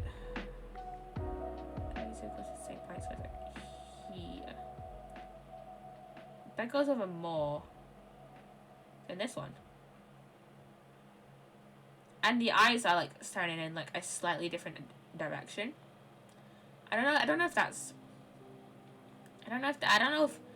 actually looking in a different direction. Oh, it's just me like looking for differences. But like the eyes and the tail are like the most prominent things I thought spotted. Can you see that they're just slightly different from each other? I think so. It's very subtle though. Yeah, it's very subtle. But what's the reason for the subtle difference between the two prints? Ah, well, it's because they're set, you see. No, I don't. This pair of photographs is meant to be used in a stereoscope. Everyone in London is raving about them at the moment. Ah! It's the thing that Herlock was using yesterday. Ah, stereoscope. Why do I feel like I've heard that word recently? Because you have. It's what Herlock was using yesterday. A mere yesterday. Oh, yes. That's what Mr. Shum showed us yesterday. You see, there it is, just over there. Ah yes, of course. That magical machine that makes pictures look almost real enough to touch. Haha. Well, actually, it's quite possible to see the same depth in pictures even without one of those contraptions. What? Really? Do you know how a pair of flat photographic prints can appear to have any depth in the first place? No, I have no idea. Tell us, Iris, with all your smart ways. Oh, wonderful. Then I'll be able to tell you. She's over the moon. Bless her. Should we let her explain, though? We really need to carry on investigating the scene. Yeah. Yeah. I, for one, simply have to know. Yeah, so do I. I have to know. Yeah, how do they work? Have you ever considered, Bruno, how our eyes see depth in the world around us? Well, I just open them, and it works. But the reason it works is because we have two eyes. Two eyes? Shocking. If you try closing just one eye at a time, I think you'll see straight away. What you see with your left eye and what you see with your right eye are ever so slightly different. You get a different view with each eye. Yes, the position of objects seems to shift slightly. Exactly, and in your head, your brain uses that shift to estimate depth as it merges the two views into one. That's how we can sense depth in everything we see. Ha, my brain really is amazing, isn't it? It is so much without telling me. Ah, I think I see. So the pair of photographs consists of a left eye view and a right eye view. Is that right? Okay, I couldn't really quite tell, but whatever. Oh, well done, Susie. You're so quick.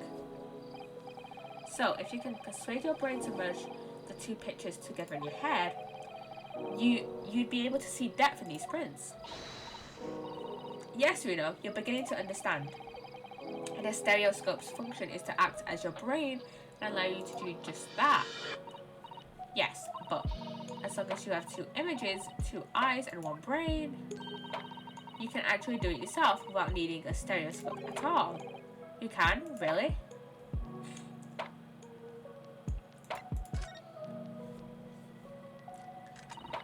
Let's try it. Let's see if we can view this pair of prints without the help of a stereoscope.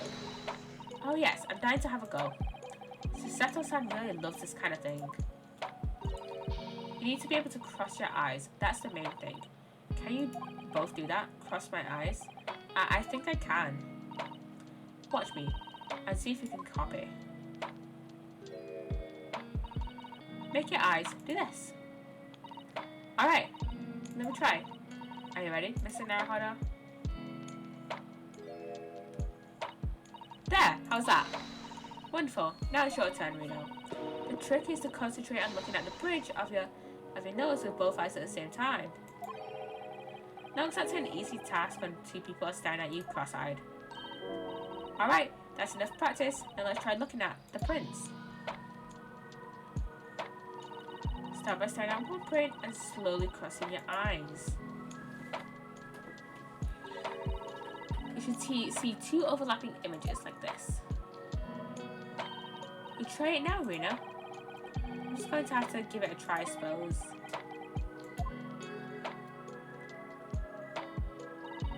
Did the print split into two images for you? Now the next step is to put the pair of prints side by side like this, and then to try crossing your eyes again. The prints should slowly merge together until they become one. They form a new single image in the center. Oh yes! Mr. Naruhodo, it works! I can see it in the middle now. It looks so real. Oh, I could do it. I could look at it all day. I wouldn't advise that. Your eyes might start to hurt. Your turn, Reno. Is this going to be the basis of the case? Pretend you're looking through the two pictures and slowly cross your eyes. Keep adjusting the position of your eyes until the two images overlap exactly in the middle. Like this, is it?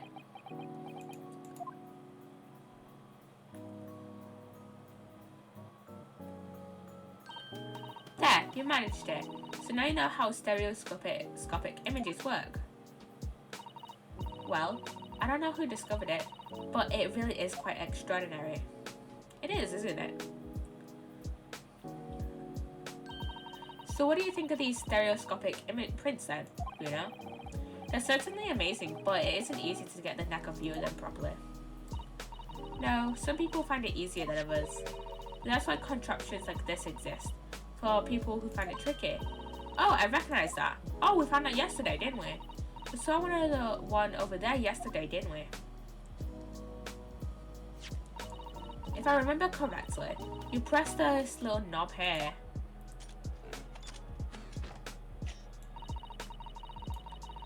Then set the pair of photographs in the stand at the back and... Oh, it's like a portable stereoscope.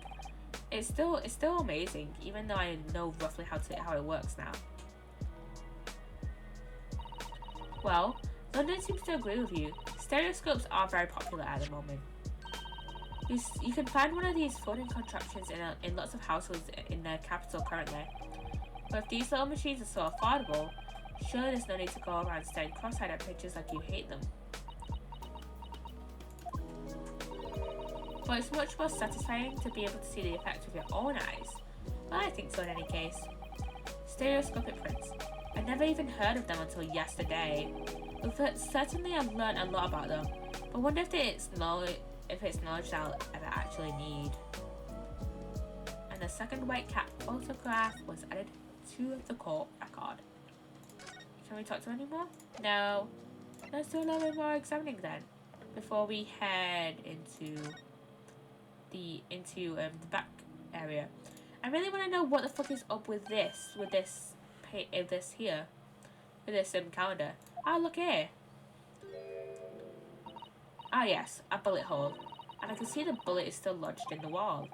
Presumably, Mr. Windybank wasn't practicing with his revolver in his spare time. Ah, well. Mr. Sharps likes to practice in his drawing room whenever he can. He's very patriotic like that. Sorry? It's all there in the Adventures of Sherlock Holmes, you know. Isn't that right, Iris? Ah, did I write something like that? Partially in jest, perhaps. in jest. Well, he doesn't do it often. It is quite a dangerous pastime. He doesn't do it often. He shouldn't even do it once. Forget that for now, Bruno. Let's examine this bullet. What's that around the bullet hole? Is it blood? A suspicious red stain on the calendar. Ah, I may well be able to help with that. What? There's nothing like the sight of blood to get the blood pumping, is there, Bruno? I have a feeling I'm not as bloody minded as you, Iris. Yeah, she's kind of obsessed with blood. I'm afraid the sight of blood makes my blood run cold. Yeah, blood can be, you know, a little gross. There you have it. You see, when it comes to blood, we're all different types. Yes, what a scientific observation. I love science puns. So you need this. Oh no, what is that scary looking thing? Holly and I haven't actually come up with a name for it yet. But as soon as you see it in action, you'll understand why it does. Watch.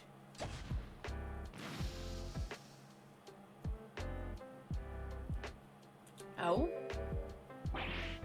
Oh, the color of the blood stain has changed. There, does it make sense now? Yes, I think I'm starting to understand. Good. It works on the principle that different people have different types of blood, you see. Yes, how wonderful. The chemical it fires combines with the blood and makes it change colour, so you can identify whose blood it is that you're looking for in a flash. Oh, what a fabulous invention, Iris. Isn't it? I bet Ginny would say it's bleeding great. So whose blood are we looking at then? We don't know. Well, all the chemical does is turn the blood a different colour, so just find someone whose blood turns the same colour and you'll know who it belongs to in a flash. It's more like 2 flashes really, isn't it? 1 flash or 2, this could well turn out to be a valuable clue. So we must make a note of it in the court record. Woohoo! Let's go. Let's keep testing and adding the results of any other blood analysis to the portfolio. As long as I have reagent left, sure. Okay. Let's go. Let's go into where is it? Pawnbrokery. Okay, I think we have to. Do we have to examine the door? Behind that door, it's the storeroom, isn't it? That's what Gregory said. Let us go. Yes, and that's why I saw that dreadful scene last night. Through the little window in the door. Oh wait, that's a window? I thought it was just a little hole in the wall. Does it have glass in it? I don't think it does, actually. My theory from earlier still stands. Mr. Windybank, face down on the floor, with Gina beside him. As the accused's legal representation, you have the right to examine the scene, Mr. Nahodo. We must make a thorough investigation. Yes, of course, and we will. Behind that door, that's the real scene of the crime. Don't worry, if there are clues in there, I'll find them. Let us go. Can we go? New location added, the Windybank storeroom.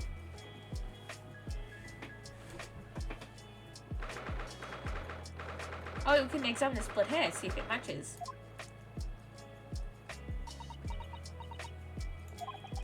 Poor Iris. She's clammed up completely. Iris is bound to find this difficult. After all, Mr. Windybank's life was taken in his very room only last night. You got it. Oh, I feel so bad for Iris, man. What's up, Gregson? Ah! Wait, Inspector. I have an itchy shoulder, man. What is it now, Sunshine? You took one look at me and tried to run away. You think a Scotland Yard inspector would run away from some jumped up little defense lawyer, would you? You tried to run away from Iris. I've never seen her ladyship looking like that before, is the thing. I don't know what to say to her. So you weren't running away from me. You were running away from a 10-year-old. Yeah. Silly, isn't it? I'm afraid this is all a little much for young Iris. Some gentle reassurance may go a long way, perhaps, Inspector. Eh?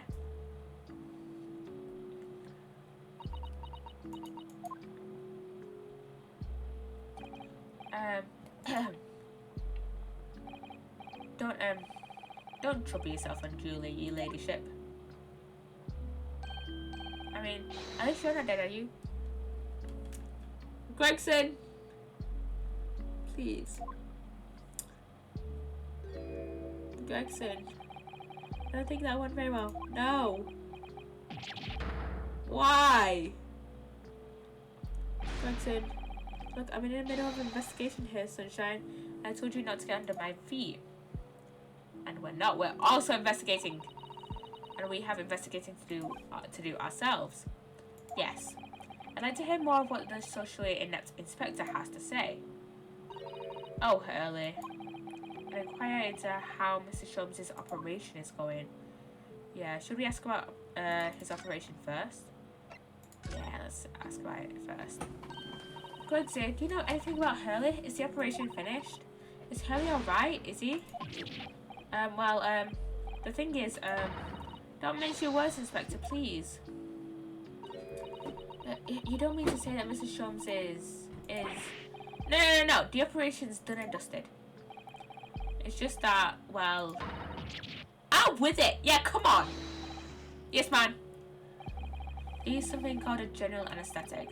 It's the latest thing. Renders the whole body insensitive. The whole body anesthetized.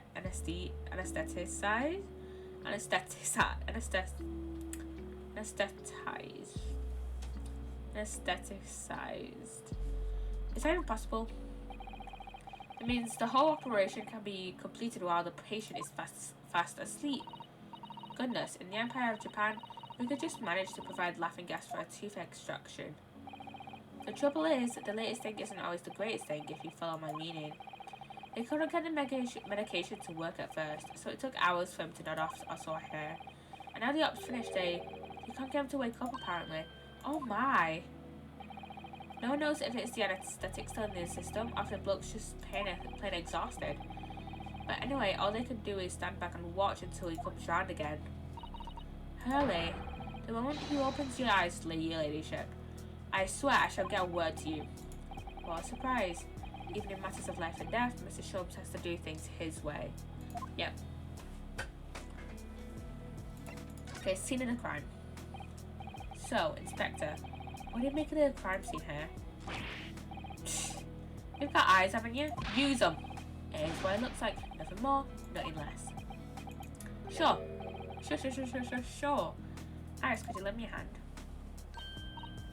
So, Gregson, what do you make of the crime scene here? Oh yes, your ladyship. Do you allow me to humbly explain? Last night, shortly after the hour of 1 o'clock, in the morning, Scotland Yard police and attended the scene. The one and only door to this storeroom was found locked on the inside. So it's locked from the inside. Yeah. The lock appears to be broken now, though. Was that the police officers doing? Quite right, ma'am. Quite right. We took the liberty of smashing the door in as humbly as possible. Oh, as you can see, the victim was discovered prostrate on the floor. Leftwise. And next to the aforementioned body, we discovered the vile gutted child. I took out Ginny. She's my friend, you know, Inspector. Miss Lestrade, the hapless girl, was curled up on the floor, dead to the world. She's still alive, you know. Yes, when I saw her, she appeared to be unconscious, and I'm afraid to say she had a gun that was used in her hand. No. Presumably, it's the gun that's still down there on the floor now. In her pocket, we found the key to the door as well. What? The key to the storeroom? And you say the storeroom had been locked from the inside, Inspector? Correct. All of which leaves her ladyship's friend in something of a sticky situation, I'm afraid. Wait, did he say only key? Was there only one key? We found the key, but there could be more than one key. I assume that what's his name? What's our victim's name? Windy Bank? Yeah, Windy Bank. I assume that Windy Bank might have had a key on him, like at all times. So maybe the one Gina had was simply just a spare. Obviously, my personal opinion is that all some sort of misunderstanding. Of course it is, Inspector. Of course it is. Okay. Do we have the thing on us? We have the blood sample portfolio. And we only have this unknown blood. Could that be Windy Bank's blood, I wonder? Let's examine the blood. The police have marked the position of the body with a chalk line. Because this is definitely Windy Bank's blood here. Poor Mr. Windy Bank. He was a Windy Bank. It was a nice old man. Well, he was shot just once through the heart. Most likely, the fellow died instantly. He wouldn't have felt a thing.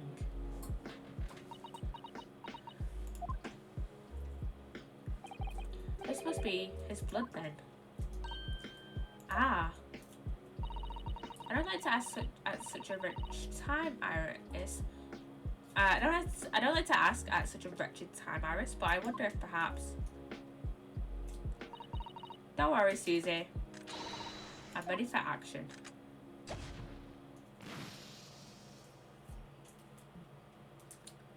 Oh, that one's blue.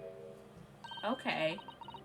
So we now know the colour the chemical turns when it reacts with Mr. Windy Bank's blood. I assume that maybe the blood on the calendar is maybe Herlock's blood.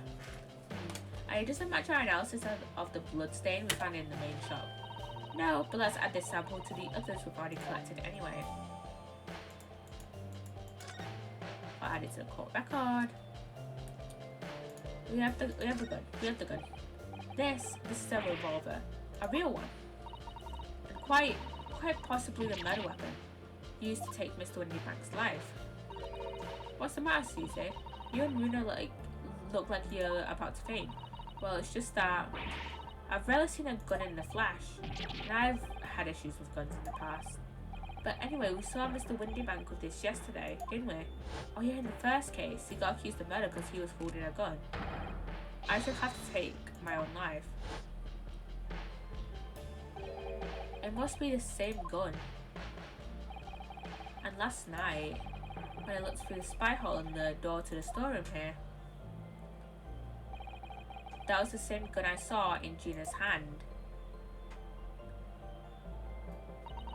Mr. Windybank told us that he only ever had a single bullet loaded in his revolver, didn't he?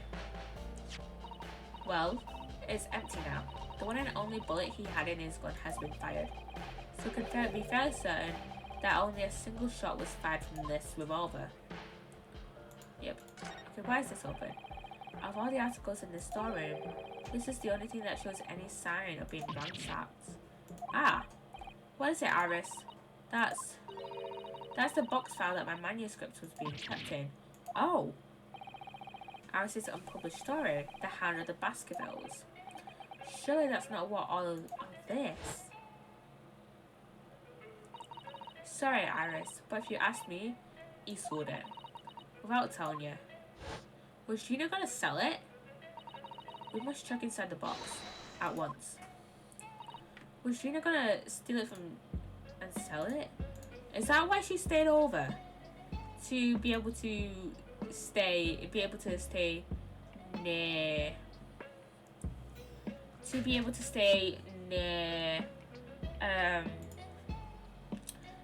Windy Banks and have some sort of, witnesses. Despite the fact that there's cameras. I forgot about cameras. There's cameras in Windy Banks. I completely forgot about that. Oh shit. Yes. What was I gonna say? I don't even know. Oh my god. I didn't even realise. Her hair's like a little bow. That's so cute. Oh my god. Alice is one of my favourite characters. She's just such a cute kid. Ah. was there. Iris's story was there. Really? It was? Well, that's good news. Good news, isn't it, Iris? Yes. I mean, of course I believed Hurley when he said he deposited it here, but still, it's a relief to actually see it. Really? Because that's not very well hidden frown. Iris's manuscript added to the court record. I don't think anything else looks like it's been tampered with. Look at all these articles that have been deposited. The room is stuffed full of them. I can't believe how many there are. A bicycle, a gramophone, musical instruments, even some enormous paintings. Look, pieces of different people's lives quietly gathering dust in here together. There's something very peaceful about the atmosphere in here. At least I would be, if not for the chalk outline on the floor and the policemen shuffling around. Not much I can do about that, sunshine. Yeah, not much you can do about that. That's where, you know, Windybag was murdered. Yeah.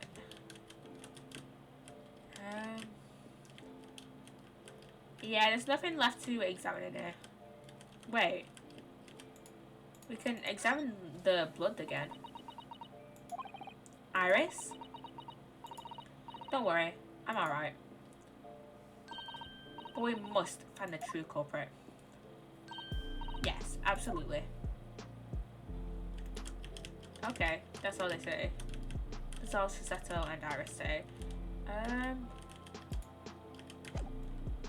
Does Gregson have anything else left to say? No.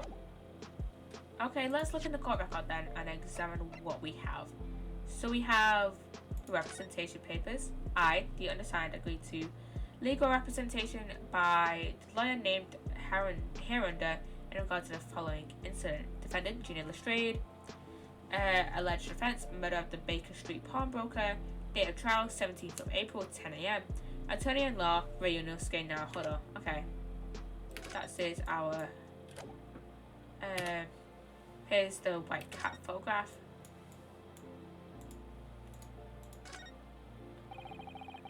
Ah, wait.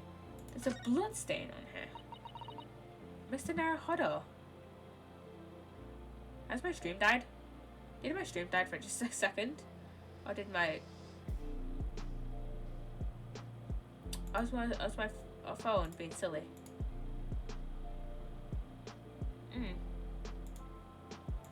Mr. Naruhodo, I don't know if you've noticed, but there's something rather troubling here.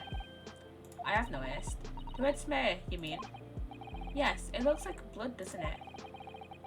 I wonder if Psssttt had picked up on that. Well, in that case, yes, we need Iris. We should show this to her before we forget. Oh wait, we should move to the other room. We should move to the other room. We should move to the other room and present this to her. Main shop.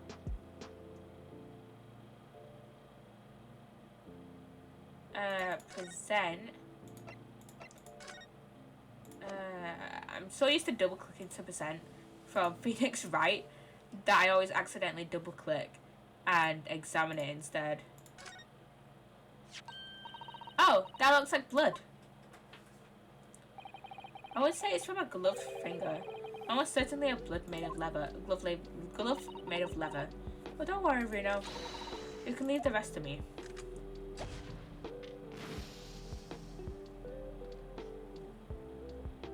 Purple. Look at that. Yes, that's a colour we haven't seen before, isn't it?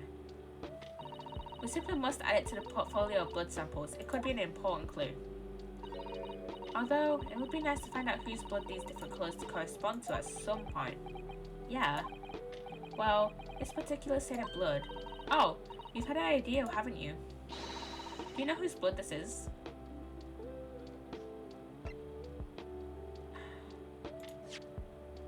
Wait, let me have a look. Wait, is this Gina's blood? I think it might be Gina's blood. I think I do. I think it's Gina's. Yes, I have an idea whose blood it is. Not from the colour it turned, but we've had a little deduction. That's right. I think it's clear. Iris, you know as well. You first, Reno. Who do you think it belongs to? Alright, I believe that this is the blood of Gina. Oh my, you think this is Gina's blood? Yes, it was Gina who brought the ticket here to Windybanks after all. Sometimes the simplest answer is the right one. But Gina doesn't own any gloves at all. Oh shit, yeah. Oh. And Gina wasn't injured either, was she? Ah. We tried to work out who the blood came from, so we can rule out anyone who hasn't been bleeding straight away. Perhaps my answer was a little too simple. I'll have to think this through some more. Who do we know was bleeding at the time?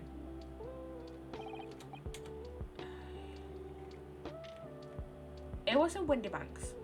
We can rule out Windybanks. I'm pretty sure we can rule out Windybanks.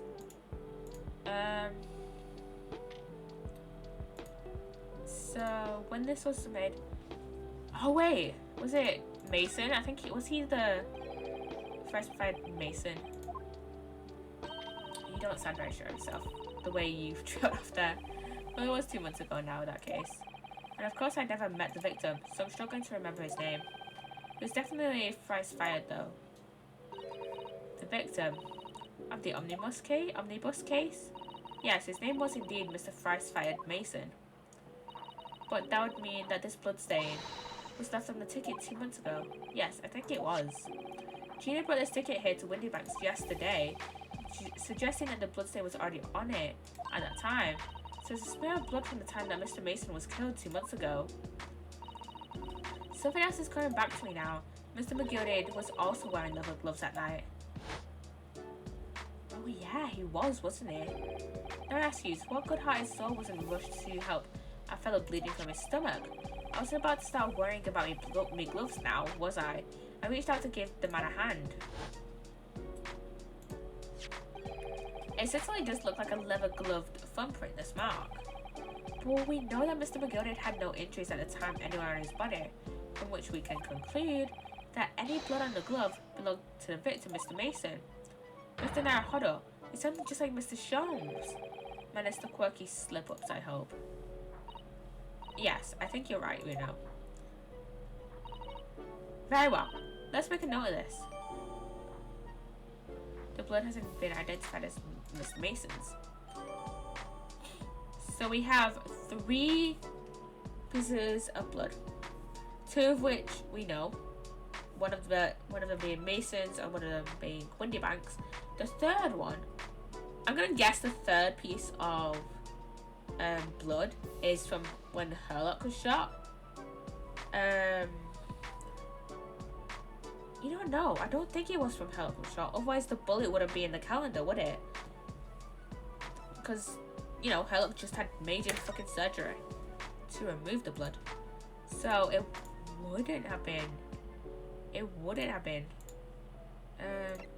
Not examine. Court record. And then let's have a look at the blood samples. So we have. Okay, so we have this unknown. As you can see, the bullet is here, and obviously, Herlock wouldn't have had major surgery if the bullet, you know, wasn't in there. So I don't think this is Herlock's blood. I mean, I could see if they do make a point that it is actually Herlock's. If they say, lay it down on the line, oh, they opened up his body but the bullet wasn't actually in him. They couldn't find they couldn't find the blood or whatever. But as far as we know, the bullet was still lodged in Herlock. Yeah, this isn't Herlock's. And then we have Mason's blood on the ticket. And then we have Windybank's blood on the floor. That's the most obvious one. And then we also have the manuscript. The Hound of Baskervilles. The Hound of the Baskervilles. Oh my god, she has such pretty handwriting. How does Psssttt know the exact title of this unpublished story? I suppose I'll just have to wait until she's ready to explain it to me. I'm so sorry. Look at her handwriting here, it's so pretty. There's a little stamp as well. There's nothing else really to, like, examine with this manuscript. So let's go back. So what do we have so far? We have our armband. An armband that Ryunosuke inherited from Kazuma, the victim of the case 2. We then have the pawnbroker's ticket for the, what was this for? This was the box, isn't it? Yeah, this was for the box with the cat on the back. And then Gina's representation papers. And then the pawnbroker's ticket for the coat. Oh yeah, it says legit up there for the coat. And then our blood samples portfolio and Iris' story manuscript. Then we have our profile, so Susato, Sherlock, Iris, Windy Bank, Gina, Edgar Benedict. That's his name, Edgar Benedict. I don't trust this guy at all. This guy,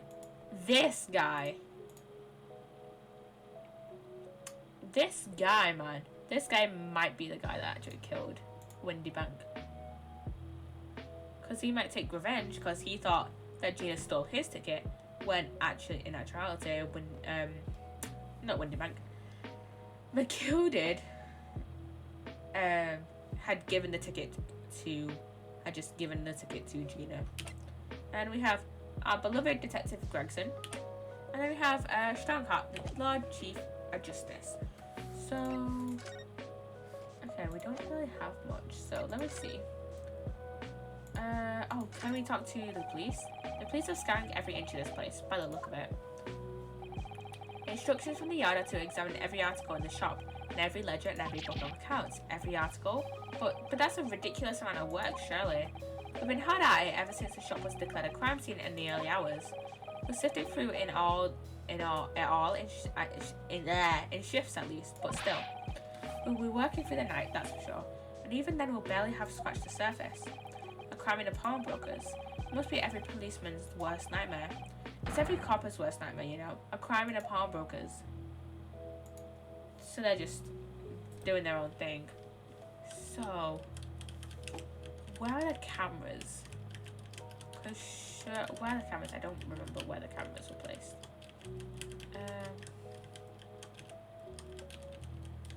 Where? What? We have to click this for the achievement. Oh no. That ledger that's open on the counter there really is enormous, isn't it? It must be an awful lot of work to keep track of all these hundreds of items in at pawn.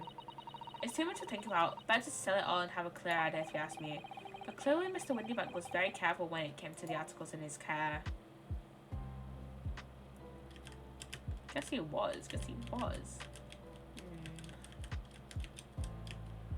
So much in here, Jesus Christ. Let's have a look over here. There was a camera in here, surely. There was a camera in here.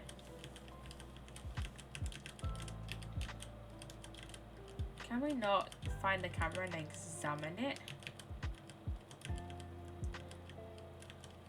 Okay, let's just have a look at examining everything. These shelves are where the pawnbrokers put articles that have been forfeited on display for customers to buy.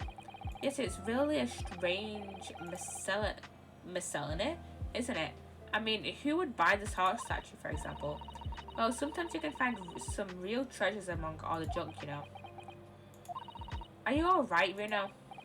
Oh, it's just, well, it looks like a collection of useless junk as a whole, but when you pick out individual things, you can't help wishing you owned them. Even that horse statue. That's exactly how the pawnbroker works. They're very clever.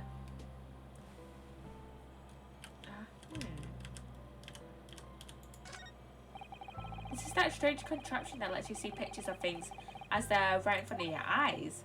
It makes you think, when Mr. Sholmes gleefully showed it to us yesterday, we were blissfully unaware that any of this was about to happen. Yeah, we were, weren't we? Very, very unaware. This is the music player, isn't it? That's a music box. Do you have Do you have them where you're from, Reno? Yes, but I've never seen one as large as this in Japan. Oh well, this will be a treat. Shall I have a listen? Good do. Good do. That's a pretty tune. What do you think? Isn't it a pretty sound? Yeah. It's a beautiful sound, yes, but it's a little hard to enjoy when all the policemen in the room are giving you first looks. Never mind that. If any of them are saying anything, I'll tell Gregsy to have a word. Iris Wilson, Superintendent of Scotland Yard. She should just be on the payroll of it. Yeah. She should just be on the payroll already. Let's talk to this guy. This officer has been staring intently at the wall since before we came in here. Shh, keep it down. Oh, sorry. There's a major clue just there. Really? Then we must tell Gregsy at once. But as soon as I report it, that'll be it. I'll be stuck here even longer. Stuck here? What do you mean? I haven't been home in 2 days already. I need another constable to relieve me and take over my shift. Ha. They really have a tough time, the British police. That doesn't stop us investigating though, does it? No, I suppose not. I'm fairly sure it was the calendar he was peering at. Yep. Let's examine it again. Green blood. It just seems wrong, somehow. Oh, there are all sorts of different colours. There are pretty pinks and purples too, you know. Like I said, everyone's blood is different. I wonder what colour my blood would turn out. Actually, I don't want to know. Yeah, I don't want to know either. I'm fairly sure this contraption was here yesterday as well. Here we are, though I'm not confident I can get it closed again. Oh, yes, that's a folding stereoscope. Really?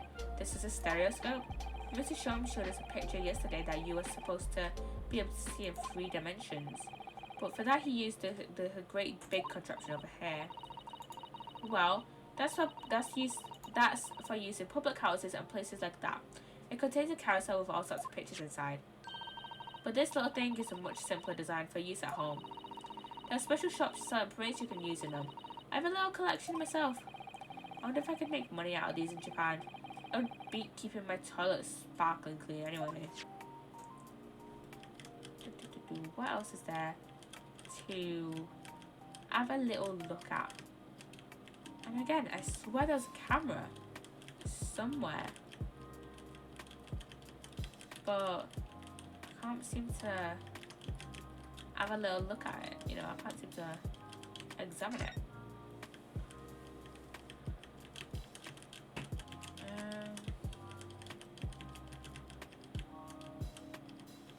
Yeah, but you know, I think that's basically everything in it.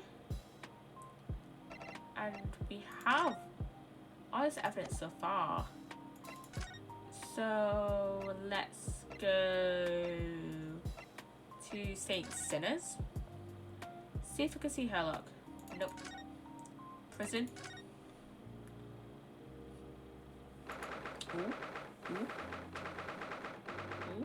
Update scene. Update scene. Gina doesn't appear to be here. Oh. I believe she must be in questioning at the moment. Oh, but wait a minute. What is it, Iris? Well, if you examine the scene here carefully, it's another possibility, isn't it? Ginny could have slipped the key from the jailer when he wasn't looking and escaped. Oh my. Why would she do something like that? It would only make her situation worse. Calm down, Bruno. I was only joking, of course. Oh. You had me worried there. I thought it was a great deduction. Yes, it must be your way with words, Iris. You're so wonderfully persuasive. Perhaps you don't fully understand the weight of your words carry. Oh dear. I'm sorry. I suppose a light-hearted great detective is a contradiction in terms. Well, in the same situation, I'm sure Mr. Sholmes would just have thrown his head back and guffawed. I'm not entirely sure that's helpful, Mr. Naruhodo. Well, anyway, it looks like we won't be able to talk to Gina for a while. We should try to make progress with our investigation in the meantime. Yes. Come along then, Bruno. Come along, Susie. Let's go then. Sholmes' suite. We haven't been to Sholmes' suite. And there's nothing. We haven't been to here in a while. This is Iris's little bit of the sweet, and this is Sholmes's. It feels so empty without Sholmes actually here though. At least this guy's violin back though. Let's go up into our legal consultancy and talk to Psssttt about where to go. And we can't talk to Psssttt. Fuck. Examine the spade. That spade has been here since we started renting the place. No, that's not a spade. It's a shovel. Ah, you're a shoveler, aren't you? I had a feeling you'd pick me up on that. I've forgotten the difference between spade and shovel already. I know, pick is something else entirely.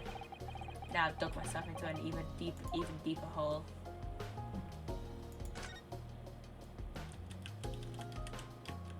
Oh yeah, we have a ladder back here that we can't examine, so we can't do the ladder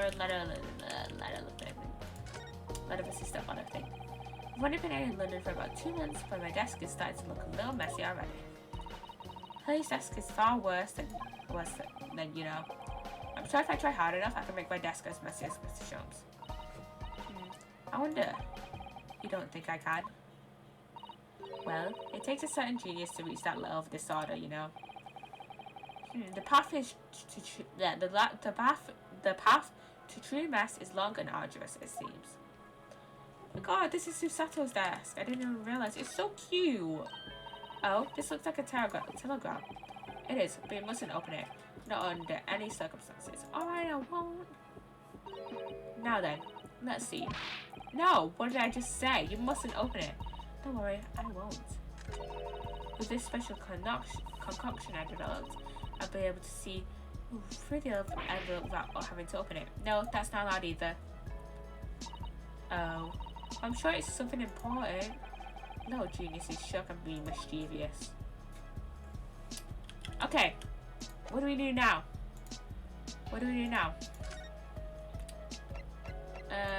I'm going back to the storeroom. What's up, Gregson? No. Okay, I'm looking up what we do. This is what we do. Let me see. The Adventure of the Unspeakable Story. Investigation Part 4. Let's see.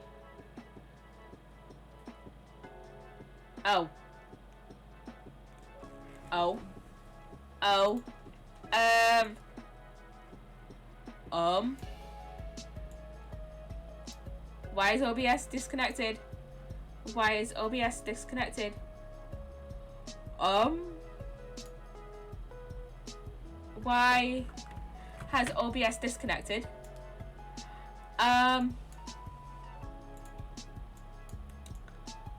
Has my internet shut off? Uh-oh.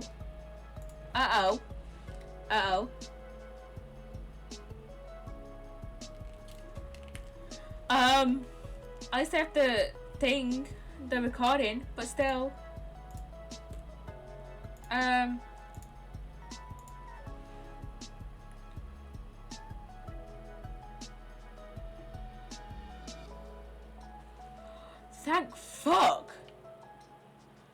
Thank fuck. Uh-oh, my kilobyte, I'm gonna guess that means kilobytes per second. Just dropped, but now it's back up. I don't know why my internet just suddenly like died. And for reason on the top of my OBS it's saying scene starting soon, but I'm not on my starting soon screen. So I'm sorry, chat. I don't know why it just suddenly died like that. But yeah. Yeah, let me have a look. Let me have a look on what we do next.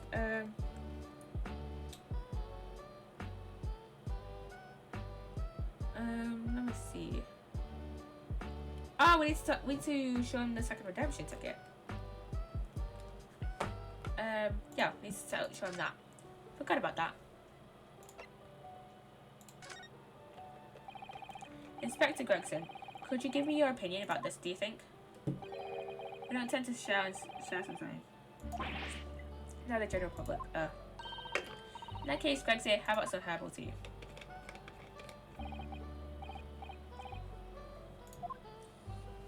Chugging that tea again.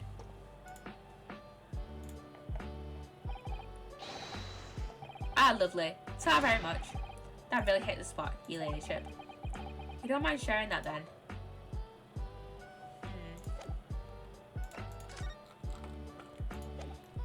Wait. Let me see. Oh! We presented the wrong one.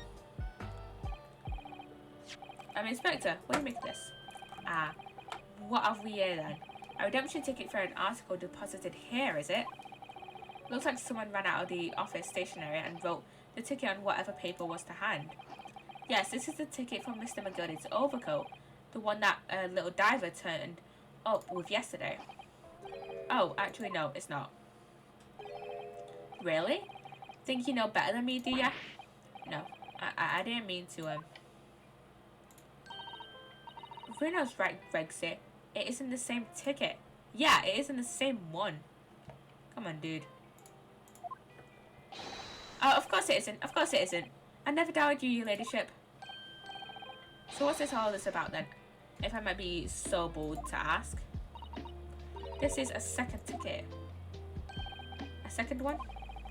Seems that Mr. McGilded in fact had another article in storage here at Windy Banks. Is that right? I think we need to discuss this further with the inspector, Mr. Naruhodo. Oh good, because he's ever so easy to talk to. The second redemption ticket. This ticket was in one of the pockets of Mr. McGilded's overcoat. Eh? You mean to tell me? Yes, there was more than just a music box disc, it seems. I should have insisted on the lads taking it back to the yard and examining it properly. Well, according to the details on this ticket, Mr. McGilded deposited another article here with Mr. Windybank. Yes, I can see it written here. A small box, was it? Do you have any idea where it is, Greggsy? Any idea at all? It's another article belonging to Mr. McGilded. It could be an important clue. Well, yes, I suppose it could be. Please, stop looking at me with those big turquoise eyes, all full of hope and expectation. It's too much pressure. I'll lose me marbles. I will go barking. Jesus Christ, dude. Chill out with your fish and chips. This is no time for dog impressions, Inspector. There's enough sauce from you, Sunshine. This man is obsessed with his trip here. There is one thing that springs to mind. According to this ticket, the redemption deadline's already passed, hasn't it? Oh yes, of course. Articles are only held for 2 months. So the small box will no longer be in here then. That's right. It's been forfeited, which means it could be on the shelves in front of the shop where the forfeited items are offered for sale. Yes, the shelves in the front. We must search them at once. You're wasting your time. Oh. There are dozens of little boxes there, hundreds even. You can't possibly know which one might have been McGilded's. That information is not written in the ledger.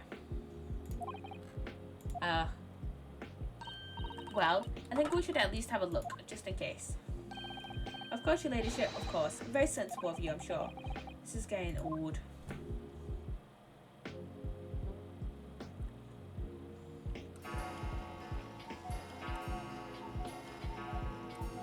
What the fuck?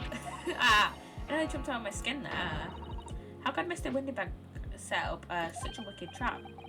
I doubt he's set out to scare anyone. Is that really the time? I think perhaps we should pay Gina another visit soon. Oh? Her trial is tomorrow. We must establish whether or not you will be defending her. I think she may have changed her mind. Yeah, we should still go talk to her, Gina. Don't you remember, Bruno?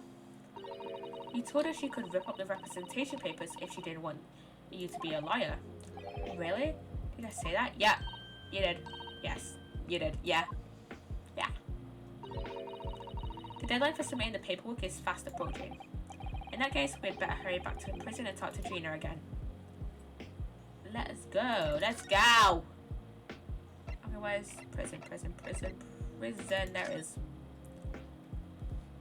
Again, I love how this game has set out the places compared to Phoenix Wright trilogy and Apollo Justice trilogy.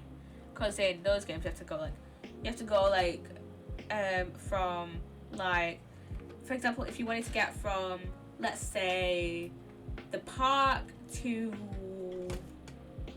Hottie Clinic. I think I remember this from case 2, Turnabout Corner. I think it was Turnabout Corner. The first one was Turnabout Trump. So yeah, I think it was Turnabout Corner. It's where, so with Turnabout Corner, we had to go park outside of the mansion to write anything agency, then to Hottie. Wait, no, that's we had to go there to Hottie Clinic. There was 2 clinics in that case, in that episode. There was Hottie Clinic, and then there was whatever the fuck the other one is called. I don't remember off the top of my head. Ah, Gina, good, you're back. Ah.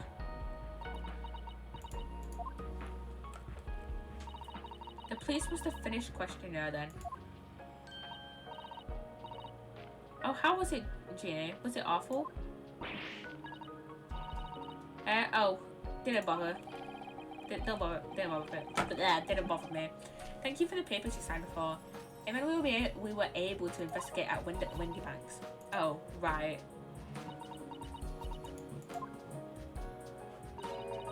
Do you want to know how we got on? We've been ever so busy. What's the point in asking? Won't change what everyone's saying. That I did it. That's not... Gina, we came to ask for your final decision.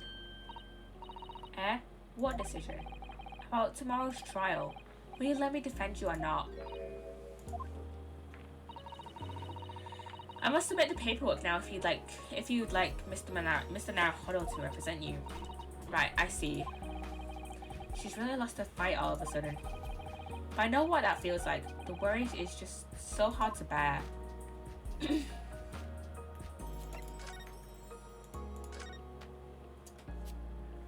Let's tell her what we've uncovered. Need to take a drink.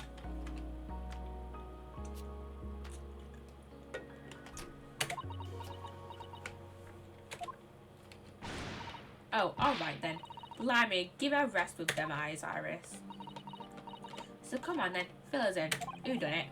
Unfortunately, we don't know that yet. You don't say. We don't know yet, Gina. But Mr. Naruhodo and all of us know that you are innocent of this crime. And while we haven't yet managed to work out who the real culprit is, there are a number of interesting facts that we have managed to establish. Oh yeah? Like what? Well, for example, the reason for you being there in the first place. I think I now know why you broke into Windy Banks that night.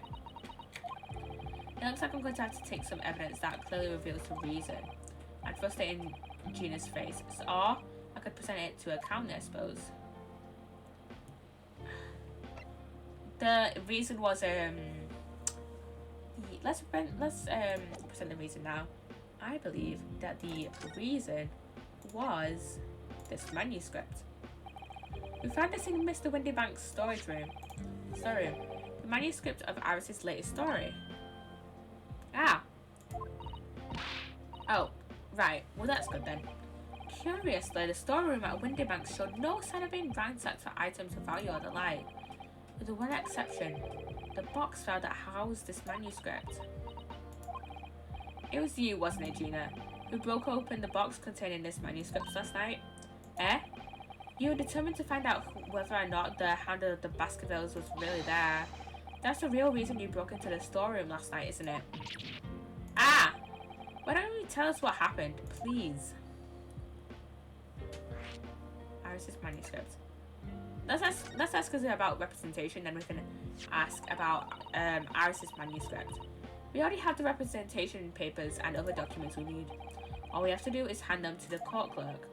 That is, if you'll allow me to represent you in court tomorrow. Nah, don't bother. Ginny, rip them up and chuck them, would ya? Them representation papers or whatever they're called. This cell ain't fancy enough to have a bin. So, what will you do in court tomorrow? I'll be fine on my own. I don't think you will be. Yeah, I don't think you will be, Iris. You won't be fine. Look, it don't matter. What's gonna happen is gonna happen. This is one stubborn pickpocket. We're gonna represent her. We're gonna represent her. That's final. We have to. We have to. We can't let one of my favourite characters just go to prison for a murder she most likely probably did not commit. Alright, yeah. This Baskerville story is the latest Sholmes adventure, right? But it ain't been printed yet. So I figured it gotta be worth a fair few pieces of silver, right? Oh yes, at least £5,000. What? So you intended to sell Iris's manuscript, didn't you? What, £5,000. £5,000. 1890 worth today.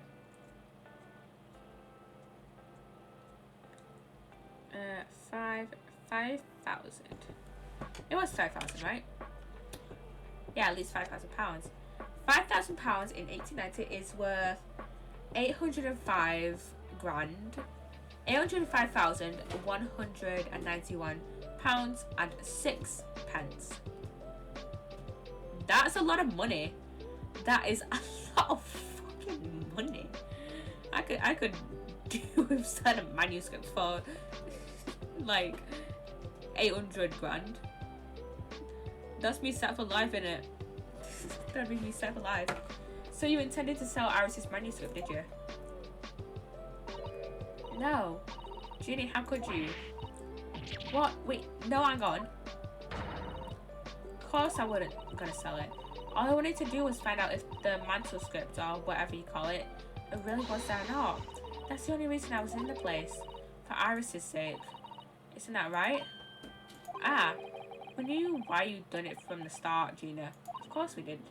But I knew you wouldn't do anything mean like that, Ginny. I just knew it. Well, when I saw the manuscript in the storeroom, it reminded me of what you said the night before. Grown-ups do a lot worse than that, believe me. Barefaced liars, a lot of them. You just ain't realised it yet.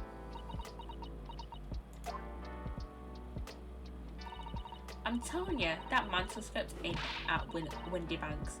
You'd soon see it if you had a look. If I'm honest, I have wondered if Hurley's telling me the truth sometimes.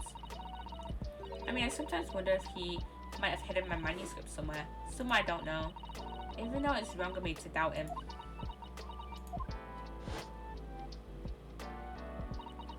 Oh, Ginny, that was so sweet of you. Alright. I'll tell you why I did it. Just stop looking at me like that, Iris. Yeah, come on. Reason for breaking in. Tell us.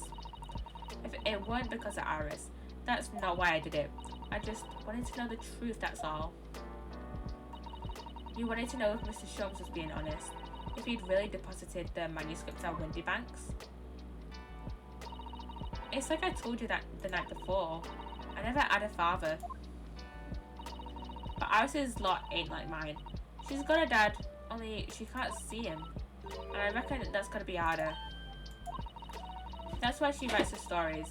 They're about her dad, really. The painful irony of the fact that we know that dad, John Wilson, is dead, and that he's not coming back from Japan. That just stabs me in the heart, really. I feel so bad for Iris, because the thing is, the only ones here, other than us, know that Wilson is dead, that John Wilson is dead, are Susato and Ryunosuke. And I know that they won't tell. And I know that they won't tell Iris because they don't want to break her heart. But at some point, they've got to tell her that he's dead, because he died like what, 2-3 months. He died like 3 months ago. Like what, 3-4 months ago? At this point, I'm gonna assume 4 months ago, because it took like over like almost 2 months to get from Japan to England. But like, come on, you gotta tell his kid that he's dead. That's what it sounded like to me anyway. Last night when I was listening to what you were saying, stories about Daddy. You mean they're not the adventures of a great detective, so much as the adventures of a great detective and his trusty partner? Well, that's how I see it, yeah. You're so thoughtful and so kind, Ginny. Yes, and we never thought any differently, did we? Look, give it a rest, will ya? I ate all this chummy nonsense. Yeah, I ate it. Don't trust no one, right? That's how I work. Because if you don't trust no one can let you down. So leave me alone. Go on, Scarper.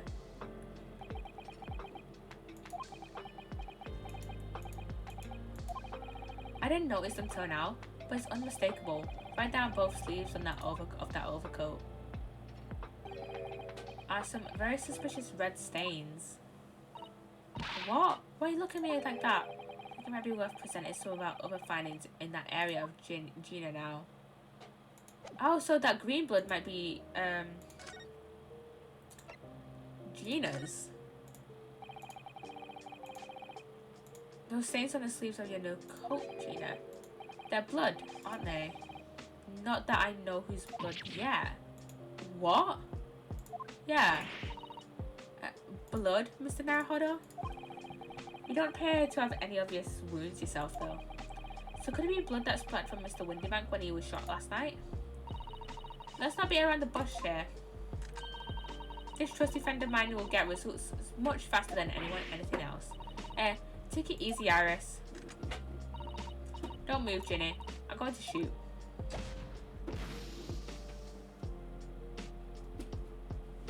What colour? What colour? What colour? Purple. Purple was... Oh. Oh my. What colour was purple again? Because it was from Windybanks, right? It was... Not people. Not people. Not people. I want to examine this. It was Mason's. Mason was purple. Oh my.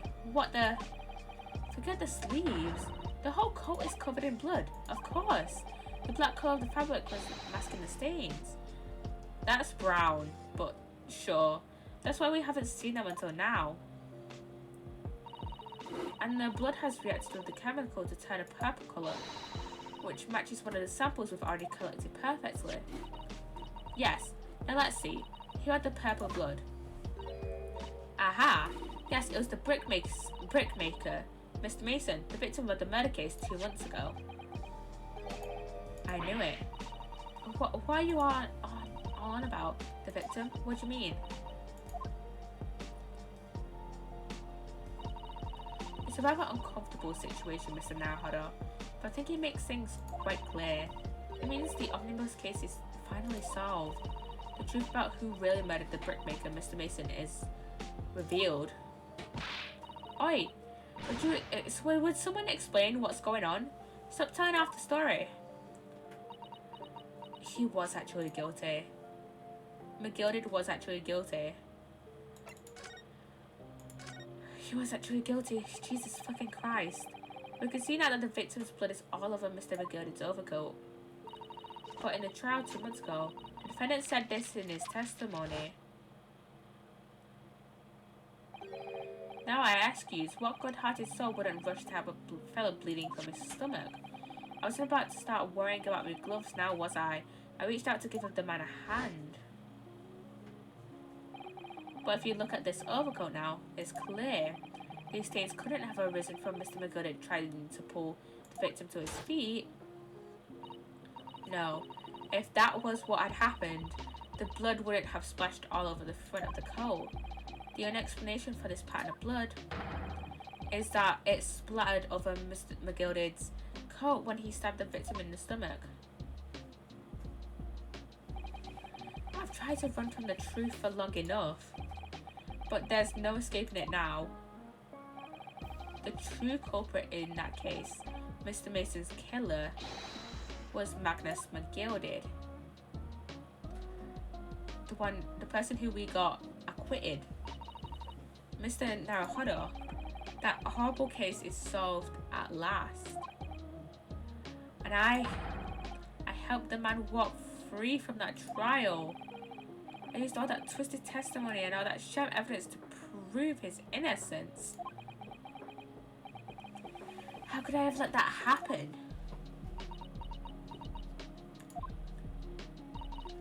Bruno, did you believe him though? Did you believe Mr. McGilded was innocent? I believed, or rather, I think I was trying to believe. I wanted to, because believing in those you represent in court is a defense lawyer's greatest weapon. A weapon?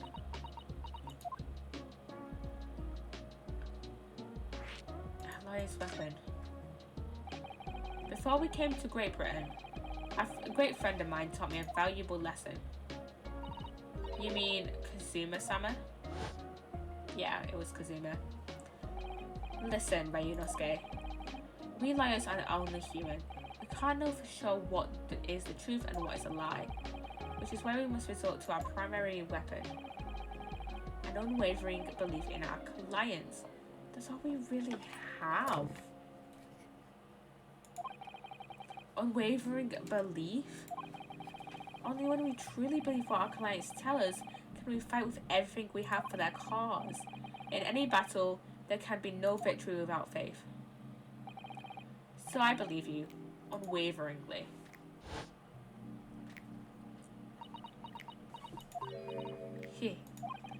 What's funny, Gina?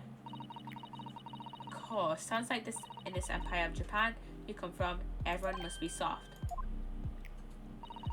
Well, come on, look at the mess it's gotten you into, believing in that bog trotter. Yes, I inadvertently helped a murderer walk free. Well, at least you've learnt your lesson now, eh? Believing in people is never worth it. Someone always stabs you in the back in the end. As soon as you let down your guard, you've had it. Take a leaf out of my book. Believe no one, get hurt by no one. Gina, may I ask you something? What? I'd just like to make absolutely sure. What would you like us to do with these representation papers for tomorrow's trial? How many times do I have to say it? Rip them up and chuck them away. Are you really sure that's what you want? I bet that's what you wants and all now. Mr. I'm a believer lawyer over there. Don't forget it was me that in that trial 2 months ago. I led everyone up that garden path, didn't I? And you tell me you can believe in me after that? Not likely. Well, Mr. Naruhodo, a lawyer's primary weapon is an unwavering belief in his clients. Ultimately, it comes down to whether or not I feel I can trust Gina after everything that's happened. We could trust her. Gina, let me say this again. Like, come on. The only reason she gave that false testimony is because McGilded was being a fucking dick to her and was like kind of threatening her. I will defend Gina with all my life. Okay? She is one of my favourite characters in all of Great Ace Attorney. I would defend her with my life, honestly. Please, allow me to represent you in tomorrow's trial. Eh? Are you half-baked? Not at all. You've not once admitted to committing the crime, have you? What's more, I believe that you're telling me the truth. Yeah. Seriously, Mr. Naruto. Did you hear what I said before? I'm a born liar. Fibs just trip off my tongue. Fibs just trip off my tongue. And I'm a diver, don't forget. I put the wool over your eyes 2 months ago and got you in all sorts of trouble. Why would you ever trust me now? I just don't get it. Gina. I do understand why you choose not to put your trust in others. But I assure you, there's more to this life than you yet realize. What do you mean? The world we live in is full of people you would do very well to trust. People who won't ever let you down. Eh? It's true that I'm just a student of law and I'm certainly lacking in courtroom experience, but I can promise you this. Whatever happens, and until my very last breath, I'm completely on your side.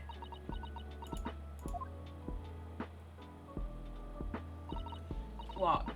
What do you expect me to say to that?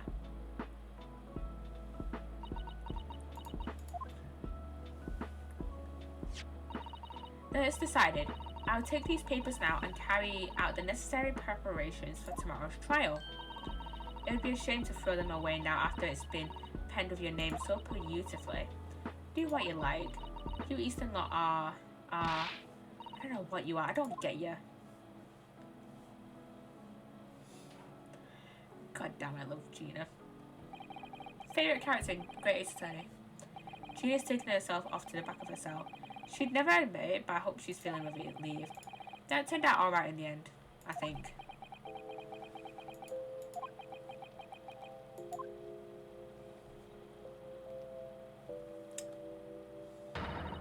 Whoever's hiding there, show yourself at once. Eavesdropping is the height of cowardice. Mr. Sato? Somebody is down in the shadows. I can sense it. Somebody who wasn't there before. What? Who is it? Blimey, you sharp, eh? Ah, it's Gregson. Our beloved Gregson. I suppose you were using one of those mystic Japanese arts, like the art stuff I've heard so much about. If anyone was being stealthy, it was you, Inspector. Gregson! Oh dear me, I am most terribly sorry, your ladyship. I didn't mean to startle you. How long have you been listening in on our conversation? Good grief.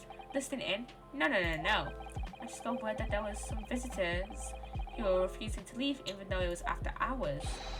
I assure you, your ladyship, I only just arrived this very minute, not a moment earlier. That's all it is. Nothing untoward, nothing at all. Sure. After hours? Is it that late already? So then, I'll humbly excuse myself now, your ladyship. Ta-ta, toodaloo, cheerio, all the best, bye, and bye. There's a lot of farewells, and not one of them appropriate for her ladyship. Oh, but I wanted to have a chat. I'm terribly sorry, but time is pressing at the minute. Oh, I see. That's a shame. If I don't get this emergency at the Supreme Court dealt with sharpish, Lord Strongheart will, well... Emergency? Lord Strongheart? Nothing. Forget I said anything. Anyway, I'm off. Alright, Gregsy, if you have to. Let's chat soon. Delayed. Charm. Can't wait. If you please. My pleasure. There's a lot of pleasantries. And not one of them sounded sincere. He's literally only doing this just so Iris will write in the next adventures of Sherlock Holmes books that he's like a decent person and make sure he's, and literally because like earlier because of what you said earlier about the like first adventures of Sherlock Holmes books getting his pay like doubled because like Sholmes said in the book, oh, Gregson is a really great guy, really, really, really, really. And like the chief of police or whatever was like, you know what, Gregson, all of us are big fans of the Sherlock Holmes books. Let me just give you double pay. So yeah, Gregson's so funny. He says such silly things. It's certainly entertaining to see an inspector of the police fawning to a 10-year-old girl. But anyway, I wonder what this emergency is at the Supreme Court. I must attend the court clerk's office now before it closes. Yes, of course. Thank you, Mr. Sato.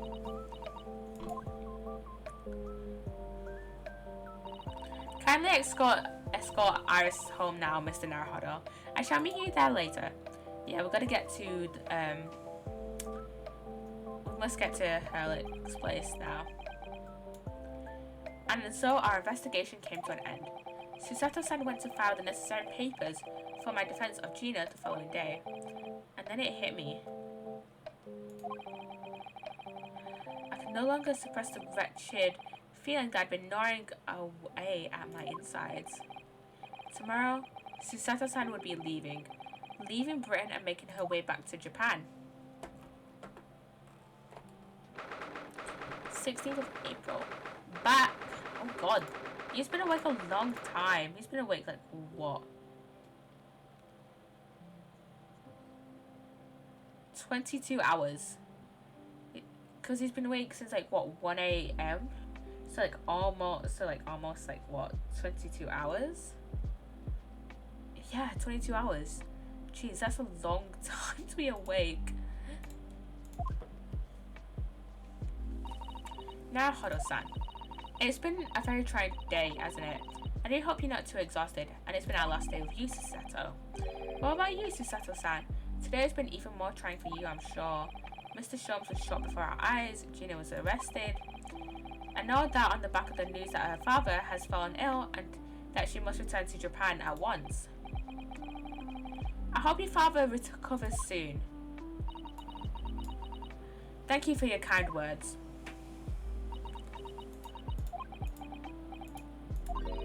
I wonder why it is that so many thoughts rage in my head like a storm, and yet I seem unable to find the words to express any of them. I know exactly what you mean. Anyway, I have one final task to complete as your judicial assistant.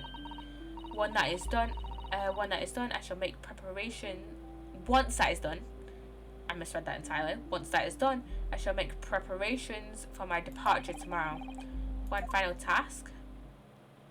What is it? Let's talk to her. Let's talk to her about going back to Japan and stuff. It's just 2 months since we arrived in London, but we've managed to establish this office. It was finally feeling as though we were settling in. I would be lying if I said I felt no regret. I'm so sorry, Susato-san. It's just so sudden.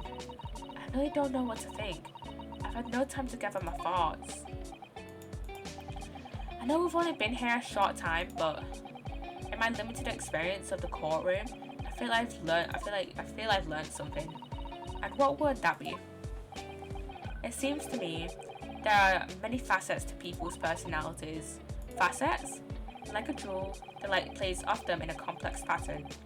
The light plays off them in complex patterns, illuminating their actions and their motives. But we only see a small number of the total facets. And what is illuminated is only a part of the whole story. But what lies in the shadows? What do those facets we cannot see look like? Perhaps there are some parts we'll never lay eyes on for as long as we live. That's so true. Sometimes I feel as though I'm blind to so much, but I keep hoping that one day it'll all become clear. That all the facets will be illuminated and I'll finally understand how everything fits together. Naruhodo-san, I suppose what matters is that we keep our eyes open and keep moving forward, even if the way sometimes seems dark. It's amazing to think it's been just 2 months. You've grown so much. Sorry? What? Oh no, it was nothing. Unimportant. literally have to look behind my mic just to look at my activity feed. Oh wait, what's the next ad? 30 minutes. We can get this done in 13 minutes. Do you know what time you'll leave London in the morning? Yes, I picked up my ticket earlier. I shall be leaving here at 4 a.m. I see. Well, Alex escort you to the station. Absolutely not. Sorry. I'm sure you realize why I couldn't possibly let you do that. You have a very important day ahead of you tomorrow. Gina's trial. Yes, I know, but every word you utter will have the potential to determine Gina's fate. You must get as much rest as possible. Even though, like me, I'm sure you'll find it hard to sleep. But please, for me, do try. One final task. What is that one final task? You mentioned one final task a moment ago. What did you mean? Oh my, I nearly forgot. Please, I want you to have this. What is that? Some huge bundle of documents. It's my notes. From the case 2 months ago. The murder that was committed on the omnibus. The McGilded case. It seems like this case of Mr. Windybank's murder, of which Gina is accused, is very much tied up with that omnibus case in ways that are not yet completely apparent. So I took the liberty of consolidating my writings about the case for you. With everything else she's had to think about, Psssttt still managed to do this, and all neatly laid out for me in her beautiful handwriting. It was my pleasure. I can only hope that it will bolster your case tomorrow for Gina. Thank you so much, Psssttt. I'll do my best to use it wisely. You really are the best judicial assistant in the world. Not gonna lie, I keep forgetting that my webcam blocks part of the game, so there's just some things you just never are able to see. And sometimes I'll just point to something that's like behind the camera and you just can't see it at all. I mean, for example, there's a shelf behind my webcam here that you guys just can't see. Like, it's very unimportant. Like, I'll just put my face over Pssttt's for a second. But you can see that shelf there that you just couldn't see before. Well, that's extremely flattering. But I'm sorry to say that I've been a complete failure. Sorry? I didn't quite catch what you said there. Oh, ignore me. I was just mumbling to myself. The McGilded case notes have been entered into the court record.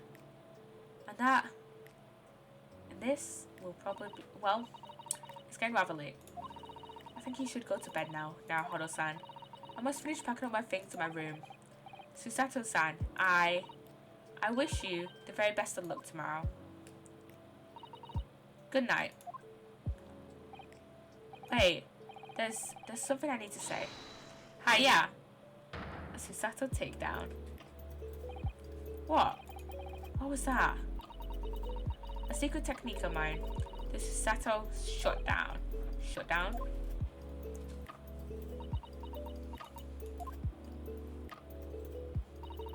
Please, I implore you. If we have to voice our goodbyes, I won't be able to hold back my tears.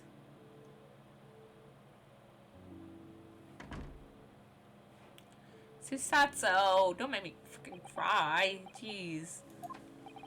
Psssttt-san.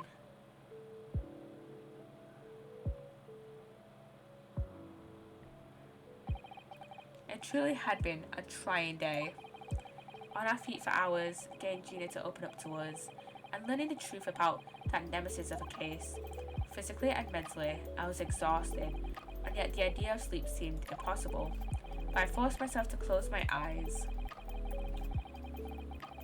And as a cacophony of scenes of our lives here in London played through my mind. Eventually, my fatigue triumphed and I fell into a deep sleep.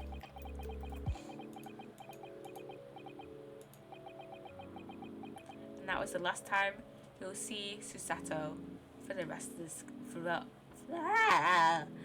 the rest of this case.